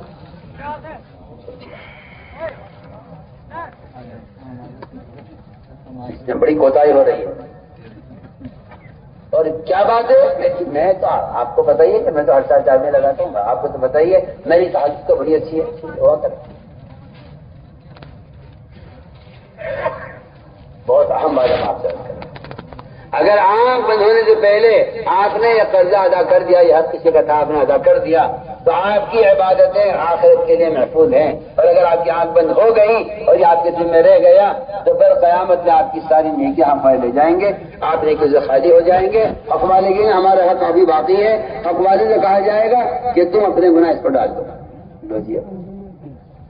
یہ عابد تو ان کے گناہ لے لے گا، اپنے نیکیاں حق والوں کو دے دے گا، پھر اس عابد کو جہنم میں ڈال دیا جائے گا۔ اس لیے ہم کہہ رہے ہیں کہ یہ بہت اہم مسئلہ ہے، اللہ کے راستے میں نکلنے کی غرض ہے یہ کہ ہمیں حقوق کے ادا کرنے کی استعداد پیدا ہو۔ وہ اس سے ہوتی ہے کہ ہم اجنبی لوگوں کی خدمت کریں، اللہ کے راستے میں نکل کر خدمت کرنے کا مقصد ہی یہی تھا تاکہ ہمارے اندر تواضع پیدا ہو، ہمارے اندر اکرام کی صفت پیدا ہو۔ آپ صلی اللہ علیہ وسلم جماعت میں نکالا کرتے ہوئے صحابہ کا یہ کہہ کر کہ اجنبیوں کے ساتھ نکلو تاکہ تمہارے اندر تمہارے اخلاق اچھے ہو جائیں، کیونکہ مسلمان بٹا ہوا ہے نا، برادریوں میں، فرقوں میں، اہل حق کتنے فرقے ہو گئے، آپ کی جماعت کیا ہے، آپ کی جماعت کیا ہے، آپ کس طرف ہیں، آپ کس طرف ہیں، آپ اس طرف ہیں۔ میں کہتا ہوں کسی مسلمان سے پوچھنا کہ آپ کس طرف ہیں، یہ جملہ اتنا گندا جملہ ہے، یہ مسلمان کی درمیان تفریق کرنے کا جملہ ہے۔ آپ کس طرف ہیں، کس طرف کیا ہوتا ہے؟ مسلمان کی تو دو طرف ہے ہی نہیں، اللہ اس کا ایک، نبی اس کا ایک، کعبہ اس کا ایک، قرآن اس کا ایک۔ اس کو یہ سوال ہی مسلمان کے لیے محمل سوال ہے کہ آپ کس طرف؟ ہمارا کوئی طرف نہیں ہے، ہمارے یہاں کوئی چکھ رہا ہے، بیٹھ جاؤ نیچے خاموش ہو گئے، ادھر دیکھو میں طرف تو شیطان ہے کوئی، جسے کوئی نہ سنتے ہیں نہ سننے دیتے ہیں، انتظام والے خاموش ہو کے بات سنو۔ تو میں نے عرض کیا کہ امت بٹی ہوئی ہے فرقوں میں، آپ کس مذہب کے ہیں، آپ کس خیال کے ہیں، آپ کس طرف ہے؟ ہمارا کوئی طرف نہیں۔ یہ سوال کرنا مسلمان کا، یہ سوال کرنا کسی مسلمان سے کہ آپ کدھر ہیں، آپ کس طرف کے ہیں، یہ امت کو ذبح کرنے کا جملہ ہے، ہمارا کوئی طرف نہیں۔ ہم سب کے ہیں، سب ہمارے ہیں، اس لیے ہمارے یہاں گشتوں میں ملاقاتوں میں یہ تصور میں بھی مت لانا کہ میں جس سے بات کر رہا ہوں یہ کون ہے. اس کا مطلب یہ ہے کہ آپ کے دماغ میں تفریق ہے. اگر آپ کسی مسلمان کو کسی فرقے کا آدمی سمجھیں تو آپ کے دماغ میں تفریق ہے. ہم تو ہر فرد کو محمد صلی اللہ علیہ وسلم کا امت محمد صلی اللہ علیہ وسلم کا امتی سمجھ کر بات کریں. ہمارے نزدیک ہمارے یہاں امت سے بڑا کوئی رشتہ نہیں.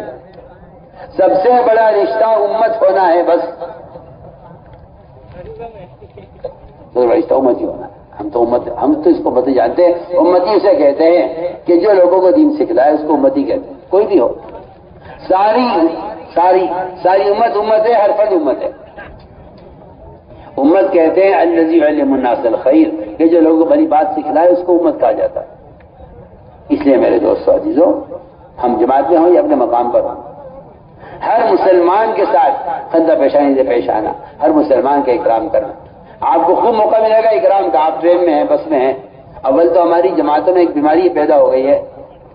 ہماری جماعتوں میں بیماری پیدا ہو گئی, اور میں آپ سے وہ تاکید سے کہہ رہا ہوں ایسا ہرگز نہیں ہو سکتا. آپ ٹرین میں سفر کرتے جماعتیں, بھائی صاحب آپ ایسا کریں, آپ یہ والی سیٹ لے لیں, ہم یہ والی سیٹ لے لیں, کیونکہ ہم جماعت ہے نا, ہمیں جماعت کے ساتھ رہنا ہے. ہم تعلیم کریں گے ٹرین میں. تمہیں کسی نے کہا ٹرین میں تعلیم کرنے کو؟ ٹرین تعلیم کرنے کی جگہ نہیں ہے. ٹرین میں تعلیم کا حلقہ لگانے کی اجازت ہی نہیں ہے. سنو کان کھول کر میں جو کہہ رہا ہوں, ٹرین میں تعلیم کا حلقہ لگانے کی اجازت ہی نہیں ہے. پریشان کرتے ہیں مسافروں کو. بھائی صاحب بیچارہ اس نے اتنی سیٹ لی ہے, نیچے کی لی ہے, یہاں کی لی ہے, اس کی آپ کے لیے آپ یہاں سے وہاں چلے جائیے, ہمارا ساتھی وہاں ہے وہ یہاں آ جائے گا, تاکہ جماعت والے ایک ساتھ ہو جائیں. ہم دین سیکھیں گے, ہم مذاکرہ کریں گے. ٹرین نہ مذاکرے کی جگہ ہے, نہ تعلیم کی جگہ ہے, نہ حلقہ لگانے کی جگہ ہے, کچھ نہیں ہے. مسافروں کو پریشان نہیں کرنا ہے. جو جس سیٹ پر ہے وہاں رہے. تعلیم یہی نہیں کہ آپ کتاب پڑھ کر تعلیم کرائیں. تعلیم یہ بھی ہے کہ آپ برابر میں آپ کے ساتھ بیٹھا ہوا ہے, کوئی مسلمان بیٹھا ہے, آپ کا ساتھی بیٹھا ہے جماعت کا, آپ اس سے سیکھنا سکھلانا کر لیں, دین کی بات آپس میں کر لیں. یہ بھی تعلیم کو کتاب پڑھنے کو تعلیم تھوڑی کہتے ہیں. صرف اگر آپ اپنے برابر کے بیٹھنے والے, سیٹوں بیٹھنے والے سے آپ دین کی بات کریں, نہیں تعلیم تو وہاں ہوگی جہاں تعلیم کا موقع ہے. مسجد میں کریں, کسی جگہ آپ اتر گئی آپ کی جماعت, وہاں آپ تعلیم کا حلقہ کریں, لیکن آپ اسٹیشن پر تعلیم کرنے لگے اور آپ جو ہے ٹرین کے اندر تعلیم کا حلقہ قائم کریں, یہ ہنگامی جگہ ہے. یہاں کوئی تعلیم کا حلقہ قائم کرنے کی قطعاً اجازت نہیں ہے. اور کسی مسافر کو اس کی سیٹ کے بدلنے کے لیے کہنا, اس کی کوئی ضرورت نہیں ہے. جس کی جہاں سیٹ ہے وہاں رہے. اور ٹرین میں اس طرح سے میں تو کہہ رہا تھا کہ ہر ایک کا حق ادا کرنا, ہر ایک کا اکرام کرنا. ہمیں خوب موقع ملے گا اکرام کا اللہ کے راستے میں نکل کر. حضرت علی فرماتے رضی اللہ تعالیٰ عنہ, شرافت انسانی جو کام سے کام یہ بھی ہے کہ آپ جب جماعت میں نکلیں تو زیادہ اپنے ساتھ خرچ زیادہ لے کر نکلیں. جہاں جائیں وہاں والوں کا اکرام کریں اور اپنا دسترخوان لمبا کریں. ہر ایک کا اکرام کریں, ہر ایک کا. اب تو ہماری تو اللہ معاف کرے بخیلوں کی جماعت ہوتی ہے. کیوں جی بتائیے جی فلاں صاحب, تشکیل والوں سے پوچھیں گے اجی ہمارا چلہ کتنے پر ہو جائے گا. یہ بیٹے کی شادی 2 لاکھ کو خرچ کر دیا. برابر والے نے بیٹے کی شادی کی ہے, اس نے 50 لاکھ خرچ کیا, میں کروڑ کروں گا جب تو میری عزت ہوگی, ورنہ یوں کیا ہوگا. جو مصیبتیں پڑ رہی ہیں اور جو اللہ تعالیٰ کی طرف سے بے برکتیاں آ رہی ہیں, اس کی بنیادی وجہ یہ ہے کہ مسلمان اسراف کر رہا ہے. اسراف کرنا حرام ہے, چاہے شادی میں کریں, چاہے مکان میں کریں, چاہے سواری میں کریں, اسراف حرام. کسے کہتے ہیں اسراف؟ جتنے میں انسان کی ضرورت پوری ہو سکتی ہے اس سے زائد خرچ کرنا حرام ہے. زائد خرچ کرنا, جو کام 100 روپے میں ہو سکتا ہے اس کام کو 200 روپے میں کرنا اسراف ہے. مسلمان کے مال کا سب سے پہلا مصرف اللہ کے راستے کی محنت تھی. یہ اللہ کے راستے میں نکلتے تھے تو اپنے ساتھ زیادہ خرچ کر نکلتے تھے. جہاں جائیں گے وہاں والوں کے اکرام کریں گے, دسترخوان لمبا کریں گے سب کے لیے, سب کو مانوس کریں گے, سب کو دعوت دیں گے. اب تو جماعتیں نکلتی ہیں, بخیلوں کی جماعتیں, کہ جی چلہ کتنے برا ہو جائے گا, جی اتنے میں ہو جائے گا, اتنے کھانے کے, اتنے ٹکٹ کے, اتنے اس کے, اتنے اس کے, چائے پانی کے, چلو ہو گئی چلہ پورا. کیا بات ہو گئی؟ آپ نے جماعت میں نکل کر اپنے اوپر خرچ کر لیا تو یہ تو کوئی جماعت کا خرچ نہیں ہے. اگر آپ تجارت کے لیے کسی ملک میں جاتے یا کسی صوبے میں جاتے، آپ ٹرین میں ٹکٹ کرتے، آپ وہاں جا کے اپنے کھانے کا انتظام کرتے، تب بھی تو پیسہ خرچ ہوتا. تو آپ تجارت میں خرچ کریں، تبلیغ میں خرچ کریں، برابر ہے.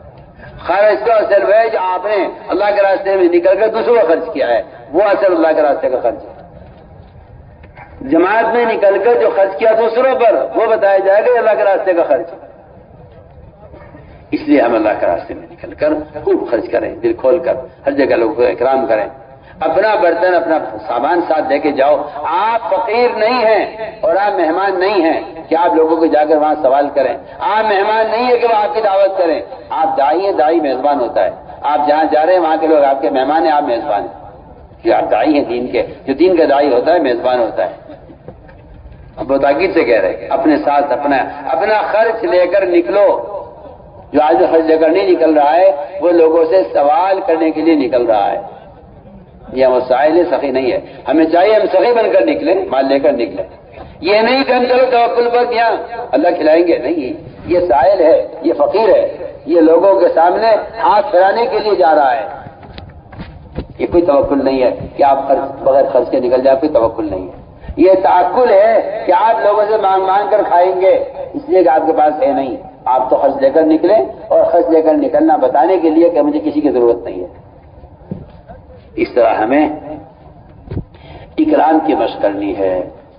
میرے دوستوں، یہ سارے کام اللہ کی رضا کے لیے ہوں، اخلاص کے ساتھ. اس کے علاوہ ہماری کوئی نیت پر غرض نہ ہو، یہ اصل بات ہے. لیکن جو عمل اللہ کے غیر کے لیے ہے وہ عمل جہنم میں لے جائے گا. قیامت میں اللہ تعالیٰ سب کے وجود دے کر فارغ ہو جائیں گے. ایک کچھ لوگ آئیں گے، اللہ ہم رہ گئے اجر سے، ہمارے عمل کا اجر نہیں ملا. اللہ فرمائیں گے تم نے دنیا میں ان کے لیے عمل کیا، ان سے جا کر بدل ہمارے پاس مارے، تمہاری ہمارے پاس کوئی بدل نہیں. میرے دوستوں عزیزوں، سخی کو، شہید کو، عالم کو جہنم میں پہلے ڈالا جائے گا. ان سے آگ کو دہکایا جائے گا. یہ ہیں وہ سخی اور عالم اور شہید جنہوں نے علم حاصل کیا تھا عالم بننے کے لیے، علامہ کہلانے کے لیے، جنہوں نے سخاوت کی تھی اپنے آپ کو سخی کہلانے کے لیے، جس نے اللہ کے راستے میں جان دی اپنے آپ کو کہ میرا نام لکھا جائے، وہاں کتبہ لگے میری قبر پر، اس نے کہا جائے شہید اسلام، کہ تو نے اپنے آپ کو شہید کہلانے کے لیے شہادت پیش کی ہے، لہٰذا ان تینوں کو جہنم میں ڈال دیا. ابو رضی اللہ تعالیٰ عنہ اس حدیث کو بیان کرتے ہوئے اتنا روتے تھے کہ لوگ سمجھتے تھے کہ شاید یہ بچیں گے نہیں. اس طرح میں نے عرض کیا کہ ہمیں اخلاص کے ساتھ، اخلاص کیا ہے؟ اچھا بتاؤ، بہت اہم بات. بعض لوگ اخلاص سمجھتے ہیں عمل کے چھپانے کو.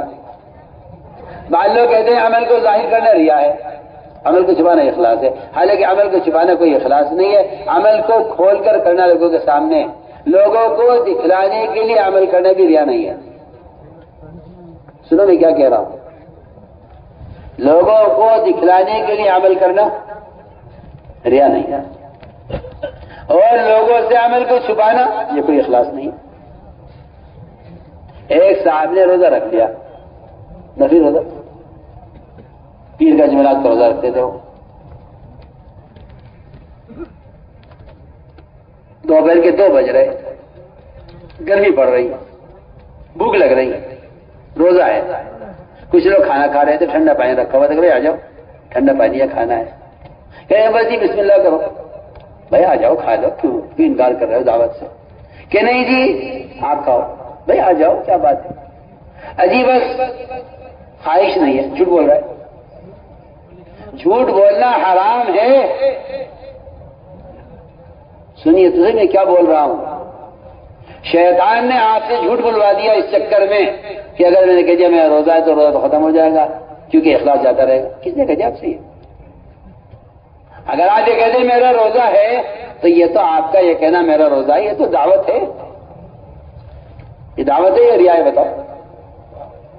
سنو میں سامنے کیا کہہ رہا ہوں، دعوت ہے. شیطان بڑا دھاگ ہے، وہ اخلاص کے چکر میں تمہیں کونے میں لے جا کے چھپا دے گا. یہاں کرو ذکر، کمرے میں کونے میں بیٹھ کے، ورنہ لوگ تمہیں ریاکار کہیں گے. کہ اتنا دھاگ ہے شیطان کہ یہ سمجھے گا واہ واہ واہ واہ اسے صحیح مشورہ دے رہا ہے مجھے. حالانکہ شیطان ہے جو تمہیں کونے میں بٹھا دے گا تسبیح دے کر کہ اگر تم نے ذکر کیا لوگوں کے سامنے تو تمہارا اخلاص تو ختم ہو جائے گا، لوگ کہیں گے ریاکار ہے. دوستو عزیزوں، لوگوں کو دکھانے کے لیے عمل کرنا سنت ہے. کیا ہے؟ سنت. لوگوں کو دکھانے کے لیے عمل کرنا سنت ہے. یہاں سے کسی نے کہہ دیا کہ یہ ریا ہے. اگر آپ لوگوں کو دکھانے کے لیے عمل کر رہے ہیں تو آپ کو اتنا اجر ملے گا، اتنا اجر ملے گا جس کو آپ شمار نہیں کر سکتے. اگر آپ شکر عمل کر رہے ہیں اخلاص کے لیے ارادے سے تو آپ کو آپ کے ایک فرض کا اجر ملے گا، آپ کو آپ کے عمل کا اجر بس. اگر آپ دکھا کر عمل کر رہے ہیں لوگوں کو تو جتنے لوگ آپ کو دیکھ کر عمل کریں گے ان سب کا اجر آپ کو ملے گا. سنیے، شیطان تو اسلام کو مٹانے کے لیے کہہ رہا ہے کہ آپ تسبیح پڑھیں، ترائی میں پڑھیں. اب تو ایک نیا طریقہ ایجاد ہوا ہے کہ وہ ہاتھ میں وہ پہن لیتے ہیں انگوٹھی سی، اس کے بٹن دباتے رہتے ہیں. میں صاحب نے کہا یہ کیا ہے؟ کہنے کہ یہ تسبیح ہے. میں کہا کیوں؟ دانے کہاں گئے جو سنت ہے؟ ایسے گدھے ہیں، ایسے احمق ہیں، انہیں جائز جائز چیزیں نظر آ رہی ہیں، یہ سنتوں سے اندھے ہوئے جا رہے ہیں.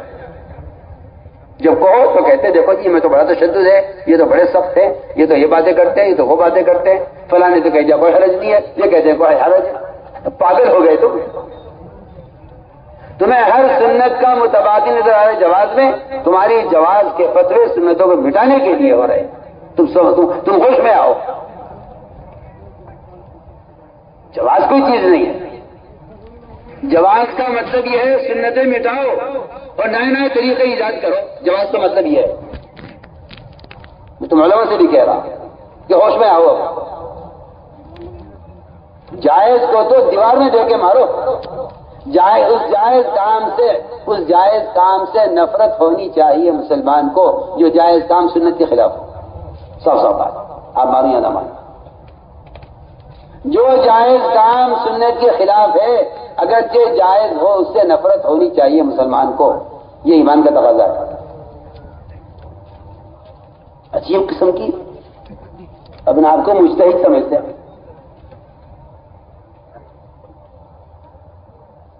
حالانکہ سنت ہے یہ کہ گٹھلیوں پر یا دانوں پر پڑھا جائے. سنت ہے. آپ صلی اللہ علیہ وسلم نے ام ایمن کو گٹھلیوں پر آپ نے وظیفہ پڑھتے ہوئے دیکھا. آپ نے دیکھ کر اس کو انکار نہیں کیا. سنت ہو گیا. ابو ہریرہ نے ایک کاغے میں گرہیں باندھ رکھی تھی، وہ اس پر روزانہ 12,000 استغفار کرتے تھے. 12,000 روزانہ استغفار. 12,000 استغفار کرتے تھے. اور شمار کرنے کے لیے کاغے میں گرہیں لگا رکھی تھی، اس پر 12 استغفار کرتا. تو میں کہہ رہا تھا کہ عمل کو چھپا کر کرنا کوئی اخلاص نہیں. عمل کو عمل کو لوگوں کو دکھانے کے لیے کرنا کوئی ریا نہیں. ریا یہ ہے کہ یا تو آپ مخلوق کو راضی کرنے کے لیے عمل کریں، یا آپ اس لیے عمل کر رہے ہیں لوگوں کو دکھانے کے لیے تاکہ میں عمل والا کہلایا جاؤں. نہیں، اپنے آپ کو عمل والا بتلانے کے لیے عمل کرنا ریا ہے.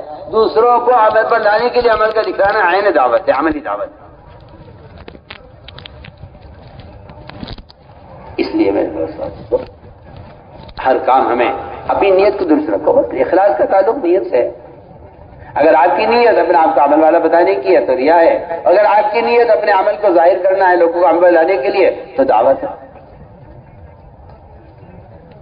اس طرح ہمیں ہر کام میں اپنی نیت کو درست رکھنا ہے. اب اگلی بات بنیادی ہے کہ لایانی سے اپنے آپ کو خود بچانا ہے. سب سے لایانی موبائل ہے جس نے معاشرے کو برباد کر دیا، علم کو برباد کر دیا، علماء کے وقار کو ختم کر دیا. لوگ سمجھتے ہیں کہ سہولت ہے. میں کہتا ہوں کوئی سہولت نہیں ہے. آپ کو آپ کے ہر عمل میں غفلت داخل کرنے کے لیے بنایا گیا ہے کہ آپ کا ہر عمل غفلت سے ساتھ ہو. اس کو جماعت میں لے کر جانے کی قطعاً کوئی گنجائش نہیں ہے. غلطی سے کوئی لے آیا ہے جو ہاتھ سے نکلنے والا بند کر کے امیروں کی ذمہ داری ہے کہ وہ اپنے کسی ساتھی کو پورے سفر میں اس کو استعمال نہ کرنے دیں، ورنہ اللہ تعالیٰ قیامت میں امیروں کی گردن ناپیں گے. سب سے پہلے امیروں سے سوال ہوگا. میں آپ سے کھل کر کہہ رہا ہوں اگر آپ کی جماعت کا کوئی ساتھی موبائل استعمال کرتا ہے سفر میں تو آپ یاد رکھیے کہ اللہ امیر کو پکڑیں گے.